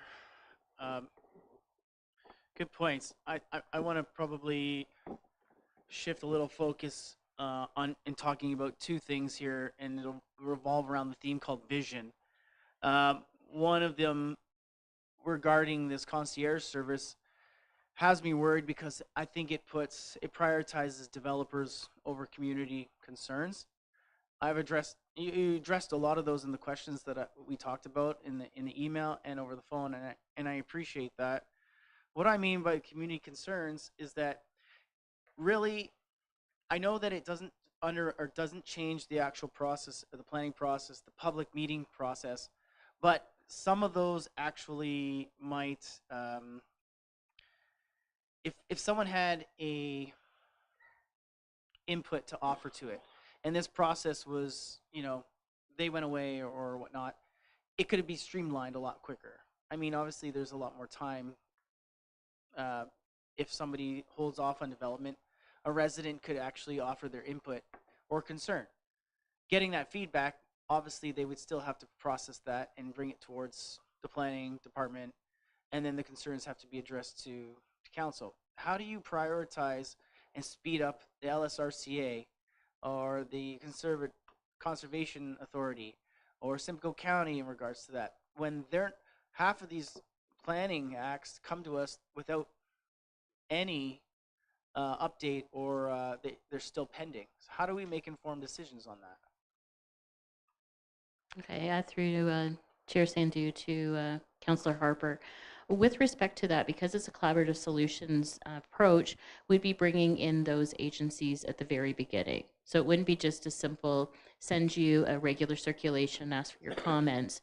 We'd be initiating meetings with them. And I know from working with both conservation authorities, there's a lot of process improvement there, and on some of those, say, more challenging applications we've been faced with in the last so many months, we've actually had a really positive outcome on solutions. I can give you one, Rogers Trail.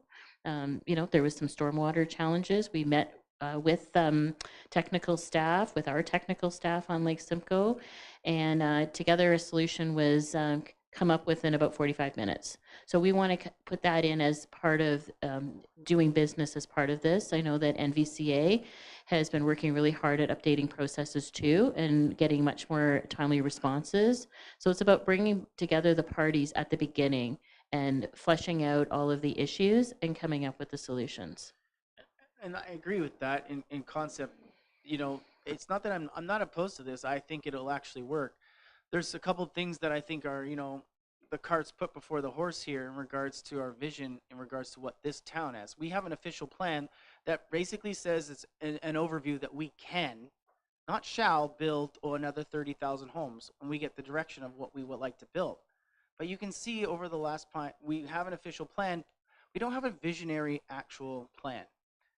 And I'm going to fragment this in two ways. I'd like to see some more guidelines put in place for this so that it holds a little bit more transparency, and you have been very with your presentation.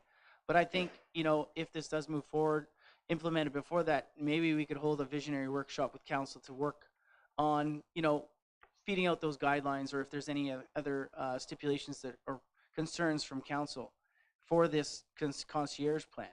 The other thing, though, is that I'd like to have, I'd like to see us not so fragmented between the actual stakeholders and the residents, council having different opinions on what should be built in this town. because right now, it's very, very contentious. You can see in a lot of the planning meetings that we just had one tonight in regards to the old golf course. The direction on that is still fragmented and seeing. We have no vision in regards to what we want to build here.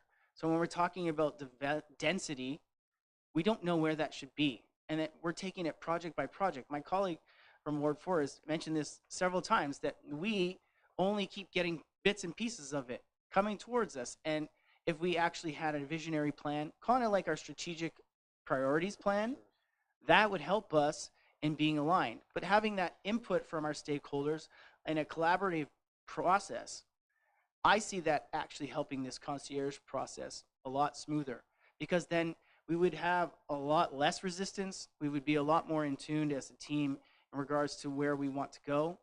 I knock on 4,000 doors a year. I give my residents an update, and I hear from them all the time. Yeah, I just knocked on 2,000 doors in the last month, and they're concerned about some of the developments that are happening just in my ward.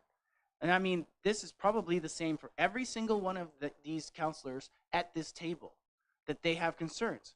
And we're going to stand up and advocate for our stakeholders. They're the ones who vote for us, not the official plan, not the province. So how can we make a collaborative vision system to work towards this concierge and making it work? Thank you for the opportunity to respond to that. So right now we're going through the growth management study, which is helping to formulate a vision for Bradford. So we've had a number of open houses. There was one, the last one was on the major transit station area. We've had excellent response. We've had people responding to surveys, writing in great ideas as part of the workshop sessions. All of that input from stakeholders helps formulate the vision of growth for this town. That's phase one. That's looking at intensification around our GO station and that sort of thing. Phase two is going to bring where do we grow out? So that's where you're looking at where is it appropriate for settlement area boundary expansions. By growing up, it reduces the impact on prime agricultural land.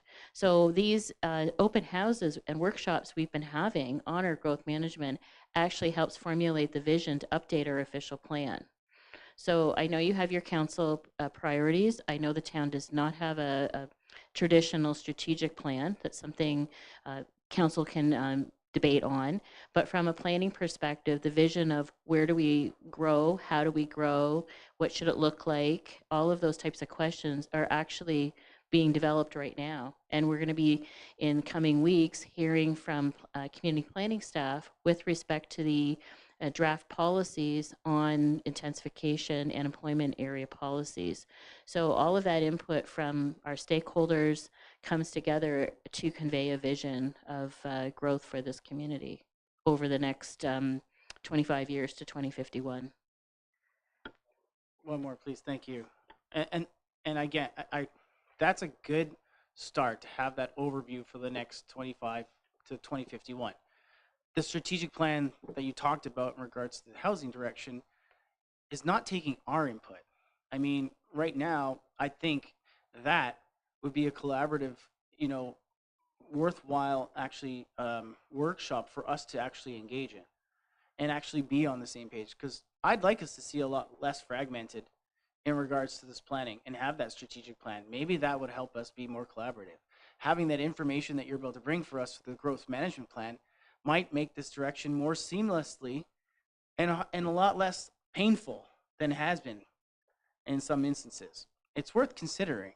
I don't know when that would be put forward, but if this goes through, I would like to put that piece attached to this, or maybe attached to the growth management plan when it comes out. I could just push it to the growth management plan and then that strategic plan then. But the concierge plan, I'd like to go back to that and have those guidelines, or have a guideline submission for us if this does get pushed through. Okay, thank you. Councillor Dykey? Well, first of all, I'd like to say, Jennifer, I'd like to thank you for making your presentation tonight. I read the report over the weekend, and many thoughts came to my head, and I like the fact that you were honest up front and showed that report from the Builders Association in 2024, because that was brought to my attention, and it was a little, I found, as a councillor in this municipality, I found it a little embarrassing how things have been done in the past. So I just like to say that being open-minded to this program, you know, any way that we could be more pro-aggressive to make things run smoother, because I've been tired of listening to different builders and people from the community that want to do things in this town, and they find it very frustrating. But and the applications just sit there. But being open-minded to that, there's two sides to that story. Sometimes they don't have all the paperwork in order, or vice versa. And I know James has been involved in many applications, and he has seen that as well. So anything that it takes for someone to put that application in, and to have a dedicated staff take that application, deal with the problems up front, so the problems don't happen at the end or last minute. So dealing with utilities companies, or dealing with Lake Simcoe Conservation Authorities, because over the years I've heard either Lake Simcoe Conservation Authority or Nottawasaga, it takes so long to circulate and takes time. I think by you addressing it, or you having your staff address it, I think it's very important to deal with it up front, and having a document to track it in the system is very important. I don't like the fact that, and I don't want to criticize, because you're doing a great job bringing us forward and giving a chance to do something different than just continue to do what we have done in the past.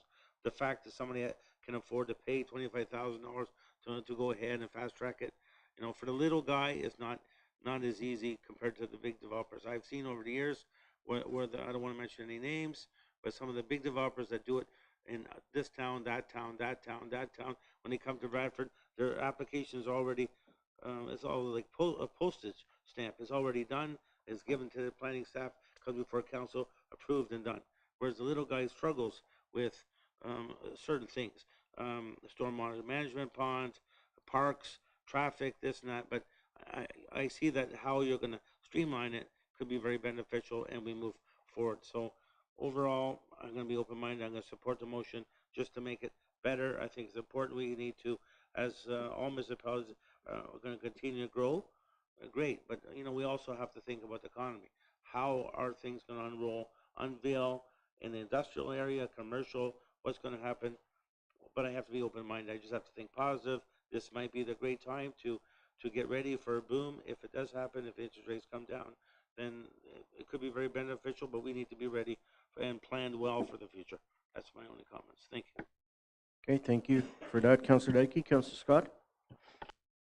Thanks, Deputy Mayor, and thank you for the presentation and the report.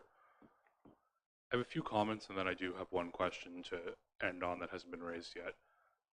You mentioned Nottawasaga Valley and conservation authorities, and I do think engaging our external stakeholders earlier is going to be so critical to this, because we hear all the time about nightmares with a utility company, or where do we sit on a triage list at a conservation authority. And we've been, as part of the process improvements you alluded to at NVCA, we've been introducing what we've called a fast track lane, where you can pay a similar increased fee to go out for a peer review and essentially get out of our existing pile of applications to be fast tracked. But we've reserved that for the more intense or serious developments. So needless to say, I'm okay with this in theory. I think it makes a lot of sense, especially with what Councillor Ferragini and Councillor Giordano were saying around priority projects being economic development. I would still say things like mixed use or some of the higher density that we want to see in the downtown core should be prioritized, because those are inherently more involved projects that perhaps our town aren't as used to already. I don't think we would ever need it for your traditional subdivision greenfield development. So I would agree with that change in general. I also find, and we're problem solving here, but it's inherently ironic that in order to save money on a home as an end product, we're finding a way to increase fees. But we're doing that because we recognize that time is money. And part of the broader solution has to be perhaps going back 30 years ago, before we put the cost of growth on the developer, but ultimately on the new home buyer. And I don't know how to sort that out exactly, but the province and the federal government have been making noises about getting back into the business of funding municipal infrastructure to facilitate home building. And I do think we have to call out that that needs to happen. I'm not raising this to pick a fight. I'm legitimately interested. It is the elephant in the room. If this is council priorities and we're setting it through council, how do you see that interacting with strong mayor powers to direct staff outside of council resolutions? So the council priority projects are to be agreed upon by the body of council. So a staff report would come forward from myself, and council would make the decision as a whole. Okay. And I guess my only follow-up is it's on council for the next 18 months, whether Mayor Leduc for the remainder of his term or whomever the next mayor is and the mayor after that. Strong mayor powers give the mayor the ability to direct staff on priority files, but if we're agreeing this program only exists as directed by council, it would be inappropriate for a mayor to come into the planning office and say, this is my priority, get to it. So I think raising that is important tonight. Okay, thank you. Councilor Kike. Yeah, I'm in support of this for two reasons. One is for the employment part, for manufacturing. If you're going to be building a new plant or doing an expansion, time is of the essence, because you have an opportunity to make a new product or make additional product, and you need something to happen in a year, not 3 years. So 3 years from now, that product may be made by somebody else in another country. So definitely that is key for the employment. The other thing, I think, if we're not hiring new staff and we're collecting more fees, we're going to reduce our costs. So there's going to be some property tax being reduced, or property tax dollars not going to pay for salaries, which is great. The other thing, I totally agree with Peter, Councillor Ferragini, on the taking the residential and folding that into the council priority. So if it's a high rise or density downtown, we decide which project it gets into the program. So I'd like to see it being employment, council priorities, and then the third one would be either employment or a council, whatever comes first, another council directive priority. Director? Thank you, Councillor Verkuyk. Through Chair Sandu, I'd just like to provide some clarification on the residential. Because the program is tied to a fiscal impact analysis, and based upon some preliminary numbers today, a low-density residential development would likely not result in a positive fiscal impact assessment, meaning it on the burden on taxpayer.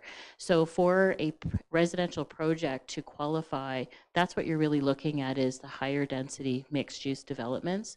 So I know it says residential, but based upon the criteria in itself wouldn't likely support a low density development at all, and it would support development around the major transit station area and the Holland Street corridor as part of the growth.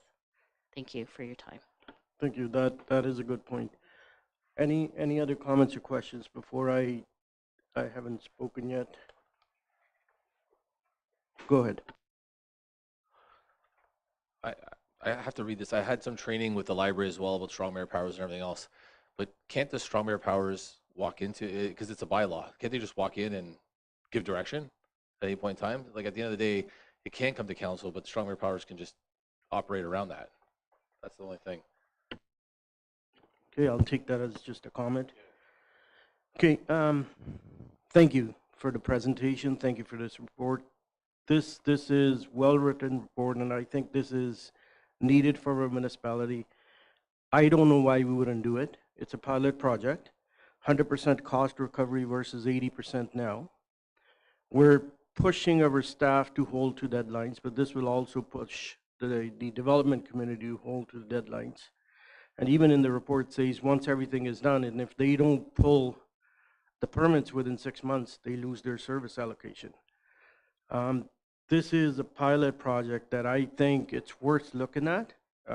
You know, we're gonna get a report, you said at 6-month interval and at 12 months. It will show us how this is working. Without having that to have fears, I understand all the comments that's coming from, and it's genuine, but we have to try. To be 21 on a list, not on the good side, on the bad side, is embarrassing for a municipality. And we hear from lots of developers, big and small, how much of a red tape we have. And I'm a sitting example here. A few years ago, when Mayor Keffer was the mayor here, we had a big company come sit with us that wanted to move from York Region to here. And all they asked was, what's the best you can do for a timeline? We have land, what is it that you can do? And our answer was 2 months. They went to Ohio, 6 months they were in a building, and Vice President Pence came to do the inauguration. You know, we are losing out on opportunities, and we need to get better. So I wholeheartedly support this report, and I think it's worth giving a chance. Sorry? Where? When you said 2 months, you said 2 years. It was two years here. Sorry. Yes. Yeah. Thank you. I was checking if you were listening. Good job. I owe you coffee. But in saying that, any other further comments or questions? If not, then I'm going to call for the vote. All in favor? Oh, sorry. I thought you were sleeping over there. So what is your amendment? Can you please say it? Based on the report, it states about the employment, high-value employment generating developments, and the council-directed priority projects provide significant community benefits to BWG. The residential portion is medium-high density mixed residential projects and major transit station areas. So I wanted to see that part removed. I want to see the residential part removed. If we feel that we have need of it or we want it, then it should be coming down as a council-directed priority project, and we can approve that anyways. But to have it in there, then all of a sudden, potentially, you could have 5, 6, 7 applications come in all at the exact same time. I know there's only one per silo, but then they're all pushing to get what they want and just throwing money at this concierge program. So I want to see the residential part of it removed, and we keep the employment and council-directed priority projects in place. Okay, basically it's the, yeah, so 1 and 3, but it doesn't spell out in the recommendation, so we'll take out the program for residential. It would just say employment and council-directed priority projects, correct? Seconder for this? Councilor Kike. Any other comments or questions? Okay, go ahead, Mayor. Yeah, I just want to comment that the residential, I know you're stuck on that word residential, but it states clearly, medium, high density, mixed use residential projects. The downtown core, the Holland Street corridor, the major transit node, those are areas where we're going to have high density. This program would not fit any low density residential development anywhere else other than down in the corridor and at the major transit node. This is what that is all about. I know the word is maybe we change that residential to downtown core. Because it, okay. I just, okay, that's fine then. Thank you. Okay, so we had the recommendation, so go ahead. Just that we're not removing medium and high density residential. We're just saying council will direct which one it will be, not staff. So it's just, we're not removing it. We're just saying we're rolling it into the council priority. Thank you. Councilor Scott. And I will support this because it still allows us to prioritize the type of residential that we need. 8 years ago under Mayor Keffer, that presumably would have been seniors housing. Today, I think it's some of the mixed use density we want to see in the downtown. It also sort of reinforces the concern I raised and Councillor Giordano raised around the strong mayor powers. If this program only exists through an economic development silo and a council-directed initiative silo, no mayor can try and bypass the fact that it requires council direction. So for the next 18 months, Mayor LeDuc knows that notwithstanding strong mayor powers, which he said he wouldn't use, it's got to come to council. And whomever the next mayor is after this term, the same thing holds. It can only go through council to get through that silo. Economic development, I think we all agree we want to see that prioritized. So I think that's a sensible amendment to sort of tighten this up in a way that we're all comfortable with. Councillor Harper? Yeah, I think my colleague from Ward 5 for the amendment to this, I think this puts a lot of the concerns I had in regards to the guidelines and the vision allows us to actually still advocate for our constituents in regarding this. But, you know, I'll leave my other comment for the growth official plan coming later.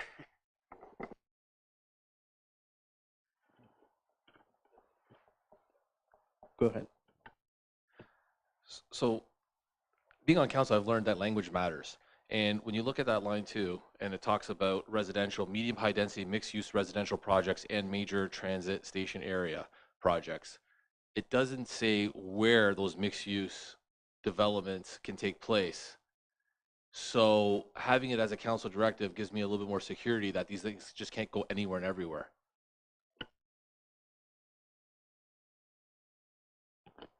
Okay, thank you. Okay, we have an amendment on the floor. All in favor of the amendment? Okay, opposed? Right. Okay, that's carried. Now we're going into the main motion. I'm not going to read it. We all understand it's as amended with the residential portion taken out. All in favor? I had the mover and seconder for that, right? All in favor? Any opposed? Okay, carried. Thank you. Very good discussion. Now we're moving to adjournment. Recommendation that the committee of whole adjourn at 8:51 p.m. Mover and seconder, please. Councillor Dehaney, Councillor Harper. All in favor? Carried. Back to you. Excellent, thank you. Okay, we'll reconvene the regular meeting at 8:52. I've got recommendation for committee minutes, recommendation of the committee minutes, recommendations 14.1 to 14.2 inclusive, be received and approved. Anybody need the recommendations? There are the accessibility minutes, the recommendation for a intersection update for AODA. And where am I?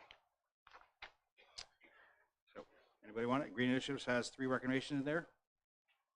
Question? In regards to recommendation 3, create a report investigating the feasibility of cost implementation of a stopgap ramp program for local businesses. Can I just get an explanation of what that is for the CIP plan? Yeah, this came up at the committee meeting. You want to talk about it, Peter? You're the, okay, they're portable ramps you can put out at businesses. So a lot of our businesses downtown, they have a one step to get into the business. So it's a portable ramp that they can put outside for when people want to come in. It's not a permanent ramp because we can't do it because of the sidewalk. Until we do the downtown revitalization, the Holland Street corridor reconstruction, won't be able to do that. But these are portable ramps that they can put out. So we're just looking at that as a community improvement project if they want to do that for accessibility. So as part of the CIP, is that not on hiatus right now, though? Right now it is, yes. Okay. But that's coming back to us eventually. That report's coming back to us. So this would follow if that goes through the CIP, then this would follow. This is a ramp that a business owner would put out when someone comes with a wheelchair and then take back in because it would be a tripping hazard, et cetera, et cetera. But they need a CIP to do that? Like, is this ramp that expensive?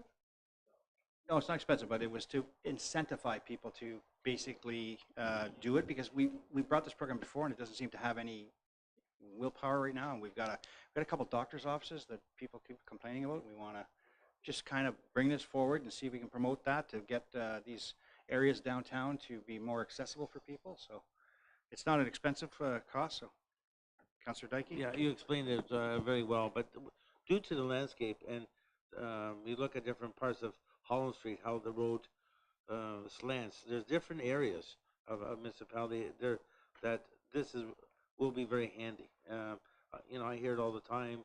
There's some stores that people can't get into because of the elevation, and it really isn't that accessibility to these stores. So whatever we can do to enhance it through CIP in the future, I think it's important, but it's simple, but it's just so important.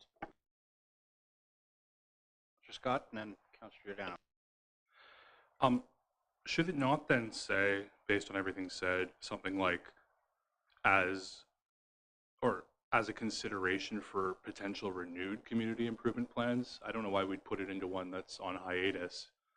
I love this as a recommendation to put on the table for the renewal we're looking at doing for the program, but I think it should say that then. So it could read that council directs staff to create a report, etc., for local businesses for consideration as part of a renewed CIP. Change, great, that explains it. I got Councillor Giordano next. So this is where I struggle. It's like if you're a doctor or if you have a place of business and you put a ramp in, you know what I mean? Like it's a portable ramp. When my father-in-law suffered a massive stroke, we put ramps in the house in order to get over the two-step foyer so he can wheel around. These things are aluminum based, they're lightweight, they're not crazy expensive. I don't know why we need a CIP government program to facilitate something that is, you know, helping your business accommodate people. You should invest in your own business for that. Thank you. Councillor Fergini. I agree with the comment, but if we're going to put it as the CIP, instead of staff creating a report separate to investigate it, when the CIP program comes back to us, just have it implemented in there. There's no point to have a separate report for this. I think that it's just a waste of town staff time. Excellent. Yeah, it's okay when somebody wants to say it. Okay, that's a good though. That's good. You're right. So let's put it in. Just change it to say that the council directs staff to implement this in the renewed CIP program. Is that short enough?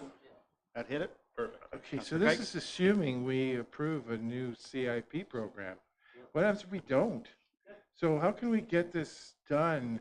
Like this could, like, how can we incentivize or compel businesses to do this now? I know it's up to them, but is there any way we can educate them, tell them that the cost would be X? Why don't you do this? I don't know. So this came from a committee that, you know, is accessibility. They need these opportunities to get into business. This is people that have disabilities that sit on this committee. They asked for this. We said, let's put it on the, as a recommendation. We've revised the recommendation so that it's part of the CIP program when it comes forward. I'm 100% in support of it. Helping people, that's what it's all about. So whether we want to do this through government-funded programs or not, or whether it's a waste of staff time, we need to do it. Yeah, for another day. Thank you. So, Councillor Giordano. Look, I think there's a very simple solution here.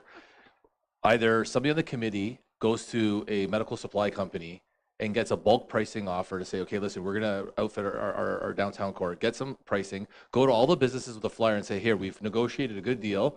Everybody who wants it, go and buy it. That's how you do it. Councillor Giordano, they're volunteers. We have a staff that could look into that stuff. That's what this, we don't make, this does not have to be a huge deal. We're just asking for something to help people out. We're helping people that are disadvantaged to get into a business. That's really what we want to do. It's not worth an argument here for that. Can we ask for a staff report on the cost of what a ramp would cost and put a flyer together with communications to send out to all our businesses saying, here for $555 you can get a ramp and do the right thing. And do it now. Let's not wait for some CIP program that may or may not happen.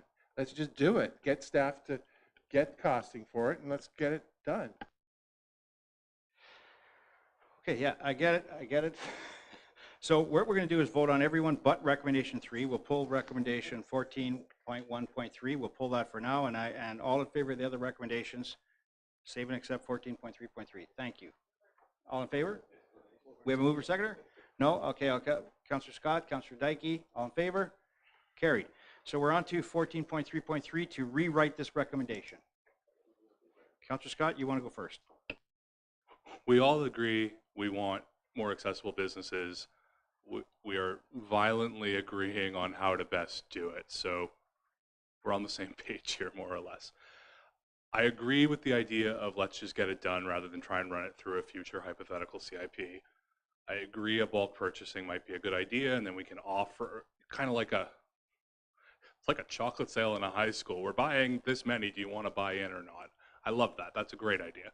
And we can communicate it through staff. The other thing is, it truly is a stopgap measure in a high percentage of the scenarios, because the Holland Street Transformation Project is supposed to level off a lot of these entrances as part of having the wider and more accessible sidewalks, et cetera. So the business concierge program we've talked about putting in place to run that construction project could get started with this little program and say, who wants a stopgap ramp for the next 2 or 3 years as we, do line 8 and Holland Street back and forth. So I'm all in favor of doing this. I do agree the better way is not to wait on a potential CIP program, but to actually see who wants to buy into a bulk order and have that concierge project manager role from capital projects maybe take the lead on this, because it's a great interim step.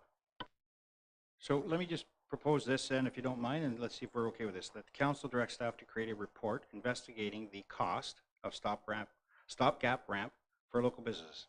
That way, when we get that report, we can go out and give it to the business and say, here's what it costs to do that. Is that okay? Just we can get it back to the CI, we can get back to the accessibility committee, and they can somehow we can figure out how we can pass that around to the business. Is that better? Are we okay with that? Sure. Okay. So moved by Councilor Giordano, seconded by Councilor Kike. So do I need to read it, or do you get it, Madam Clerk? You got it? Okay. All in favor? Carried. Thank you. We're on to bylaws. So I have a recognition of bylaw 2025, 43, 44, 45, 46, 47, 46, 47, 48, 49, 50, and 51 be passed.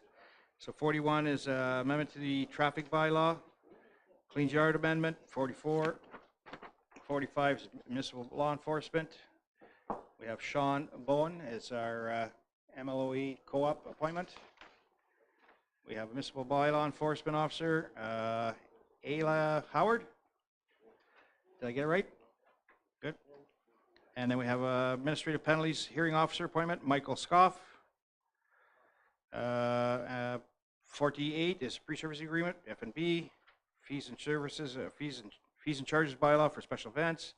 1 Madeleine Drive is 50. 51 is the block 134. That's it. Mover seconder. 16.7. Okay, you want that pulled then? Okay. So can I move to seconder to put the rest of them on the floor? Moved by Councilor Kike, seconded by Councilor Giordano. So it is all the bylaws save and except 2025-49. All in favor of the bylaws?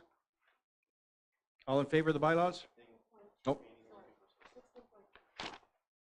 16.2 you want pulled?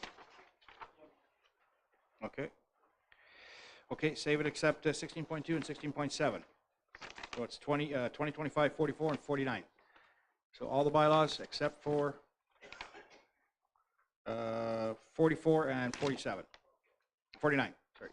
47, 44 and 49. All in favor? Carried, thank you. Okay, so we will go in order. 16.2, bylaw to amend the Clean Yards Bylaw 2012-25 bylaw, Bradford, Town of Bradford, West Gwillimbury. Councilor Dehaney, you want to talk about that?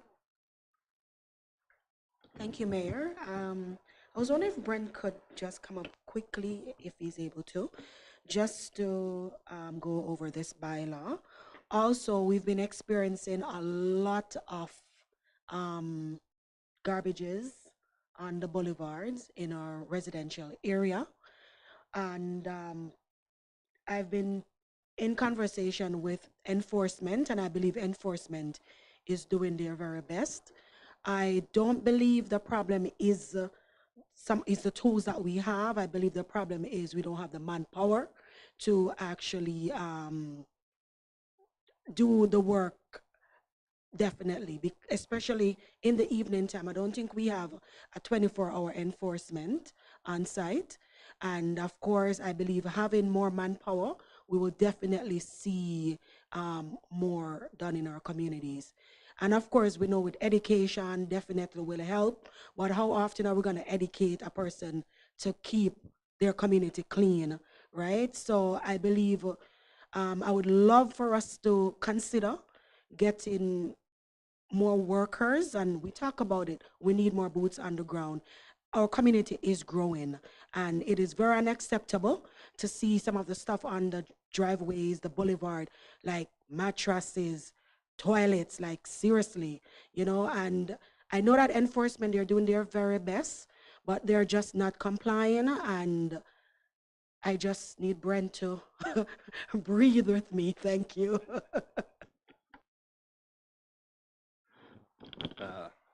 Through Mayor Leduc to Councillor Duhaney, thank you. I think bylaw enforcement is no different than a lot of divisions in the town where as population increase, so too do the demands and the work volume put on our staff. As you've seen in some of the activity reports, there is a linear pattern to our call escalation, our call growth. Year over year, you can kind of predict that it is going to move in a singular direction. And I absolutely agree with the notion that we need to keep up and resource our staff properly so they can respond to the growing needs of our community. With respect to the hours of service and the coverage hours of the Enforcement Division, I wouldn't sit here and suggest to you that we need to be a 24/7 department at this time. I think with the small number of employees that we do have now, we get extreme value out of those committed members. In the winter months, it literally is a 24/7 operation as overnight parking comes, and then you obviously have your during the day obligations. And in the summertime, we tried to standardize our hours of operation. So that'll be 7 days a week, including weekends, usually from 8 in the morning till 8 at night. That is when the bulk of our calls typically come in, nor do we like or prefer bylaw officers engaging the public late into the evening either. That brings its own set of challenges and safety issues as well. I think an important thing as well, and what you see in front of you here with this exercise, is making sure that our bylaws are also updated as needed and reflect the growing needs of the community as well. So that's what you see with this Clean Yards bylaw amendment and the Boulevard Maintenance Project. Was we heard from our communities, over the last X number of years that previous programs we put in weren't administered properly, they weren't working, there was a high level of confusion. We heard that from the community members, we heard that through council. And this was a response to that, to provide additional clarity, clean up some of our related bylaws, and then improve some of our processes and website to support that. So I'm happy to say we actually have a final meeting tomorrow morning to kick off the new webpage for this. We've developed the infographic, which looks great. And it's just a matter of bringing staff up to speed, and we'll be able to respond to this. I would also say in conversations with Robert, in line with the activity reports, he is going to be seeking some additional resources and additional funds through future budget requests. I don't think that'd be a surprise to anyone looking at the activity reports and seeing the direction they head. And then in the interim, we are trying to find as much value as we can from our staff. So we train our staff to be multidisciplinary. They can respond to different types of calls that come in, broaden their horizon, broaden their experience, and really try to provide the best service that we can to our residents. I think what we've seen with the garbage at the roadside, and getting on a little bit of a rant here, but a little bit of spring cleaning. Some of the stuff is seasonal. The weather gets nice and people clean out their garages, they clean out their houses, these sorts of things. And for whatever reason, they decide to put it at the end of the road. Toilets, couches, mattresses, the whole thing. You'll see in the activity report, don't quote me off the top of my head, I believe we had 300 to 400 garbage at roadside in 6 months calls where our staff both reactively and proactively dealt with. They're aware of this type of issue. They're aware that it kind of cascades in our communities if it's not addressed. They're aware of the safety issues and the aesthetic issues and all of that. And we hear you, and we're responsive to that. So we'll try to allocate the resources that we do have as best as we can, but I very much appreciate your support and your comments there. And I think that would be welcome news to our enforcement division. So thank you.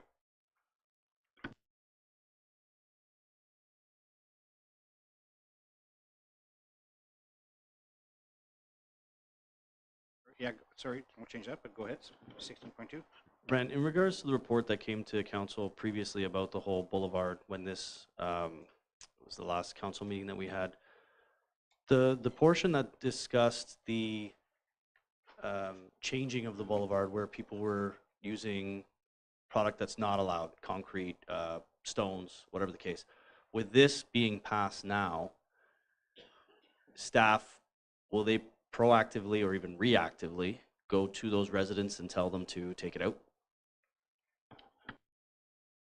So there's a little bit of a differentiation here I want to make. The bylaw amendment that you see before you here tonight is with respect to the Clean Yards bylaw, and that's the requirement for owners to maintain the sodded portion of the boulevard that adjoins their lands. So that area between the sidewalk and the curb, this is what that bylaw is specifically dealing with. That's what the amendment you have before you is about tonight. The staff report that came 2 weeks ago, it's exactly that. It's identifying certain types of construction within the right-of-way that would not be permitted. The lens to make that consideration was an operational impact. So it's going to impede road clearing, construction projects, utility work within the right-of-way. Then we're saying is not permitted. And if it causes a safety issue. So generally raised features within the right-of-way, our snowplows go by, strollers go by, bicycles, these sorts of things, they cause safety issues for users. That's the lens that we adopted. I think it was fairly reasonable. I think it's fairly obvious as well of some of what we put in place. So that's where we ended up. With respect to our response protocol, a lot of these things are tied together. So it's not like, you know, a resident would say, well, I'm going to go modify the right of way and put in some pillars. It's usually tied to some driveway work or some patio work, and they carry it out to the roadway to connect. In that instance, we're largely responding to concerns that are brought forward by the community. However, because a certain part of this does attach to their right of way, and we have ownership and jurisdiction of that, we will retain the right to proactively deal with matters within the right-of-way that cause safety concerns or an operational impact. So an example may be a plow operator sees a raised features, a blade has hit it, it gave them a jolt, it damaged our equipment, whatever it may be, they would refer that to enforcement and they would then respond. Okay, great. On to 16.7. You pulled that one, Councillor Giordano? So I got a couple questions. Number one is, how did we come to these fees? That's my first question. And then who crafted this bylaw?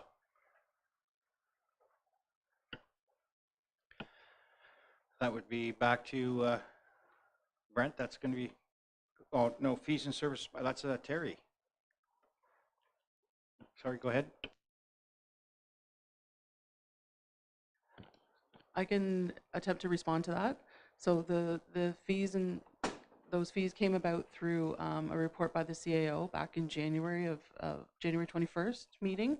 And then the special events bylaw came forward subsequent to that. But the fees were noted within that staff report that initially came on January 21st. So this is just an amendment to the fees and charges bylaw to reflect those fees that were approved in that staff report at the time. Yeah, sorry, that's an update. Yeah, go ahead.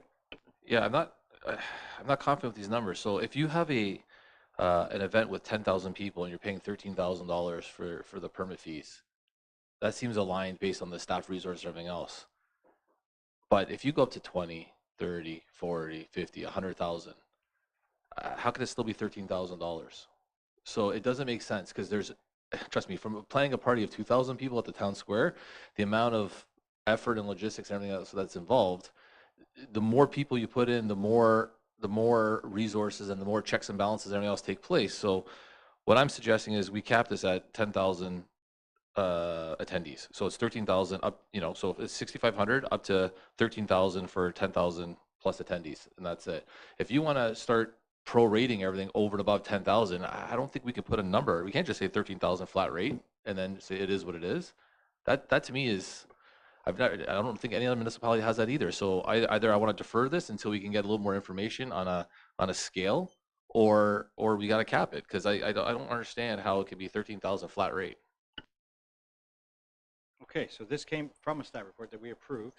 It's just the bylaw about it, and I get what you're saying. This can be looked at. I would assume we could review this at the budget time when we do fees and bylaws, or fees and permits. I think we can do that at that point. Review that at that point. So we've got the budget coming up, and that's when you can probably suggest your change at that time, and we can do it at that time. So if you're okay with that, Councilor, now you're okay with that? We can do it at that time. Yeah, I'm okay to defer it until budget. I think that makes sense for me. defer the bylaw? You can't, you got to pass the bylaw, and then we can deal with it, that you can deal with it, what you're talking about, where you don't like the fee structure, you can talk about it at the budget time. Okay? Okay, so I'm going to call for the vote on bylaws 2025-44 and bylaw 2025-49. And I need a mover and a seconder, correct? Moved by Deputy Mayor, seconded by Councilor Vergini. All in favor? Carried. Thank you. Okay, we're on. We are at announcements. General announcements.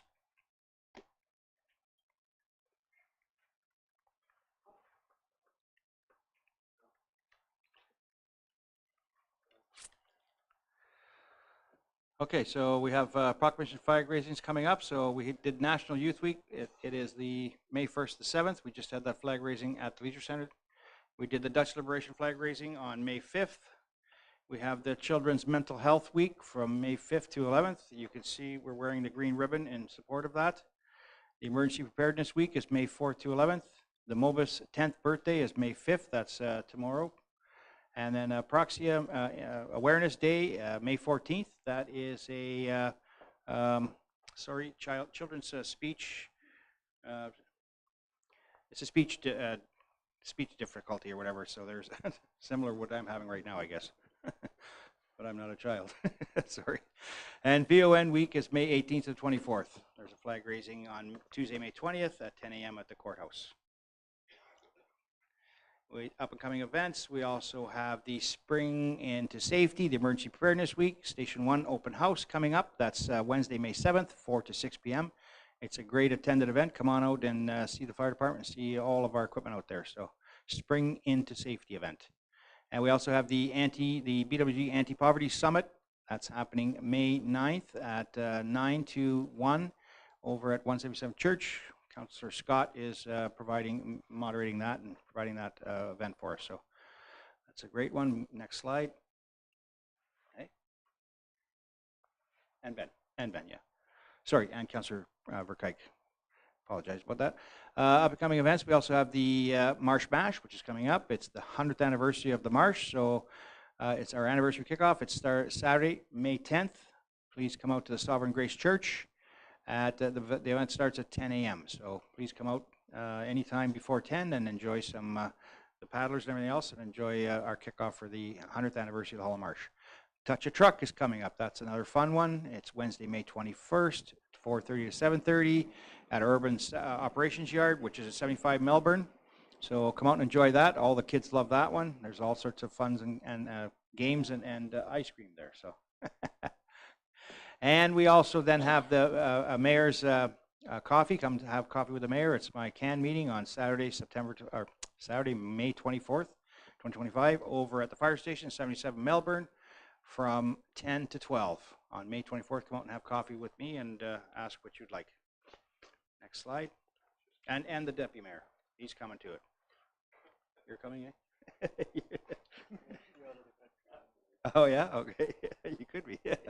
Are you? Okay. Come out and have coffee. Yep. The Marsh Mash.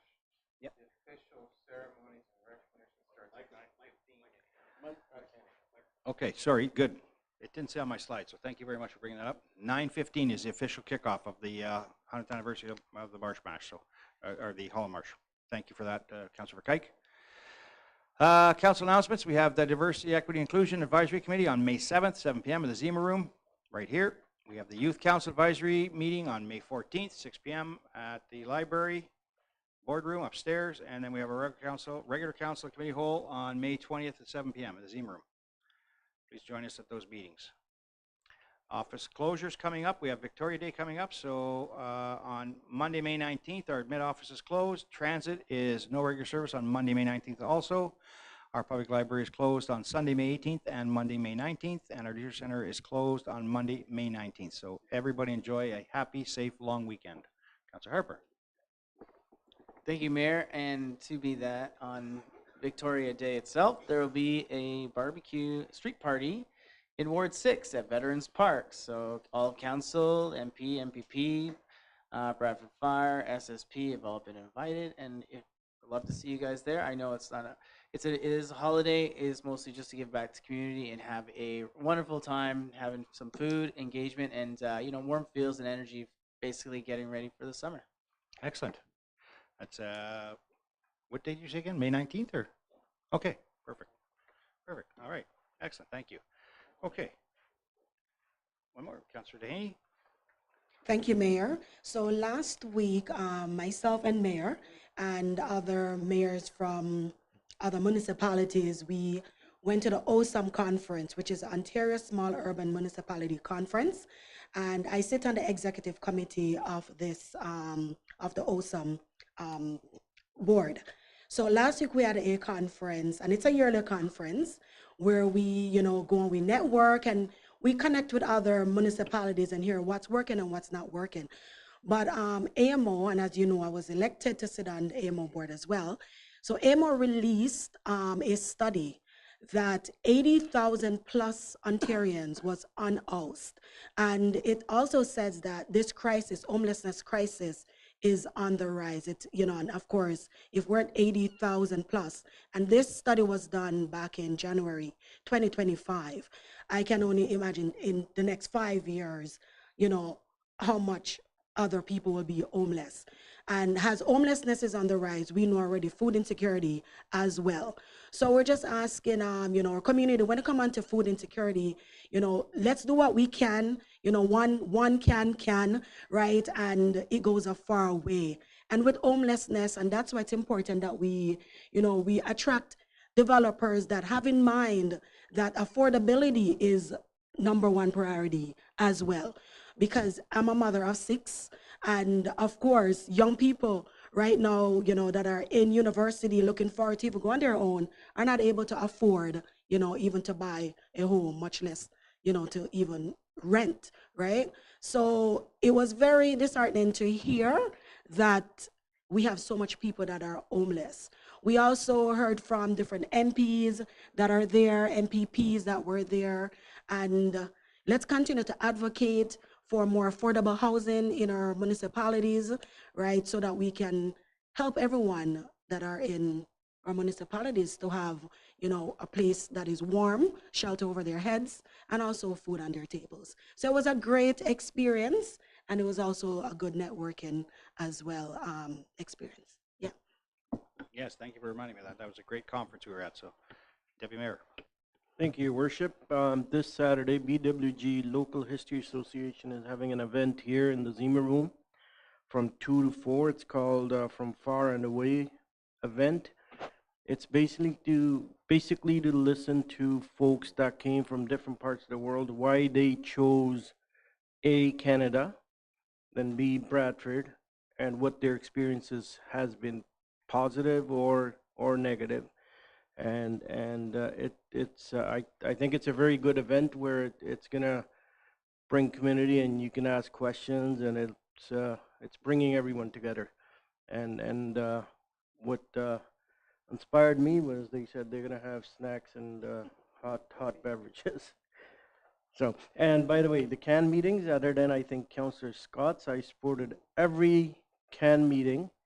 I would have been there in a heartbeat, but I am out of the country.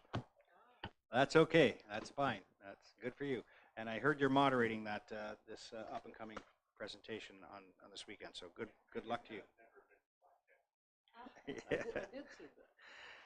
Okay. Any county update today? Deputy Mayor. Any county update? Yes, sir. So, just a brief one. The county council passed the bylaw bringing the county composition to 17. That's 16 members from 16 municipalities plus a full-time warden. The next steps would have been for that bylaw to go to each municipality for their weigh-in. But right now, because of that weighted vote, we got an email today that the governance committee is going to review the weighted vote, bring their report back on May 27th, and after that, now it would go to the municipalities. So it's still coming to the municipalities. It's just delayed by a few weeks. The other issue is Lynx Transit Bus was adding a Route 7. The issue they ran into is when they ordered the buses last year, I think that company went into receivership and they were looking at other options, and finally council approved a recommendation from staff to go with Metrolink Transit Procurement to get those buses and get the buses needed for the Route 7. Those are the two main ones. Councillor Giordano?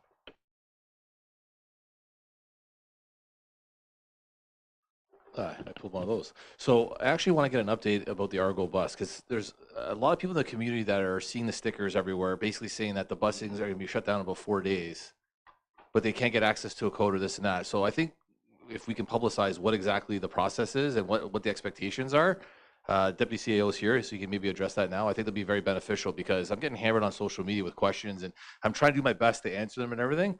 And you know, people love it, but some people can't get access to it, and they're reaching out through social media and through emails and everything else. So maybe we can just say like what exactly the process and the timeline, so then that way everyone actually understands, because there's a lot of I don't say confusion. There's a lot of confusion out there. What's actually happening? So maybe we can get an update on that. Thank you, Councillor Giordano. This coming weekend, the service from the Route 2B and 2A bus stops will transition from fixed routes going up and down to the on-demand service. So anyone who typically takes a ride from a bus stop on those routes can order from the bus stop. They'll get picked up, delivered to where they're going. So that will remain. So everybody who's on those routes will retain their service. The transitioning over to the app is continuing. So anybody who's on the bus themselves, they're generally getting transition over. We're seeing a slight, slow, gradual reduction on the ridership, both in 2A, 2B, and also Route 1. As they transition over to the app, they're using that. The ones that I typically go to who are occasional users, those are the ones that I think are the ones that will end up using it from the bus stops. So that's what's happening. Communication-wise, there are the stickers on the bus stops. These are for Route 2A and 2B bus stops. The stickers are there. There's been some miscommunication through the numbers that they call. That was, you brought it to my attention earlier today, that was resolved. So that correct communication, if they were to call now, well, can't call now, no one's there to answer, it's closed. But if they were to call tomorrow morning at 6:30, they'll get the correct communication. You go to the stop, you order the ride, you'll get it. 1888 number. Those who are transitioning over on the bus, regular users, they're being transitioned over to the app.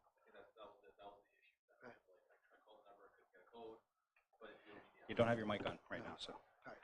All right. No, they wouldn't need the app from the bus stop. Call the number, you're on it. Okay. Yeah, you're always going to have a little bit of hiccups, but we've been managing quite well, and thank you for bringing those to our attention at times, because it's helping us work through these things, and we're getting those people right away to make sure that we transition them as soon as possible. So it's going along quite well right now, so we're quite happy. Okay. I'm going to move on to confirm proceedings. So recommendation of the bylaw 2025-52, a bylaw to confirm proceedings of the regular council of committee whole meeting dated May 6th, 2025 be enacted. Moved by Councillor Dyke, seconded by Councillor Scott. All in favor? Carried. We'll move to adjournment. That the meeting hereby adjourn at 9:28. Moved by Councillor Verkaik, seconded by Deputy Mayor Sandu. All in favor? Carried. Thank you. We're adjourned. Thank you everyone for joining us. Have a good evening.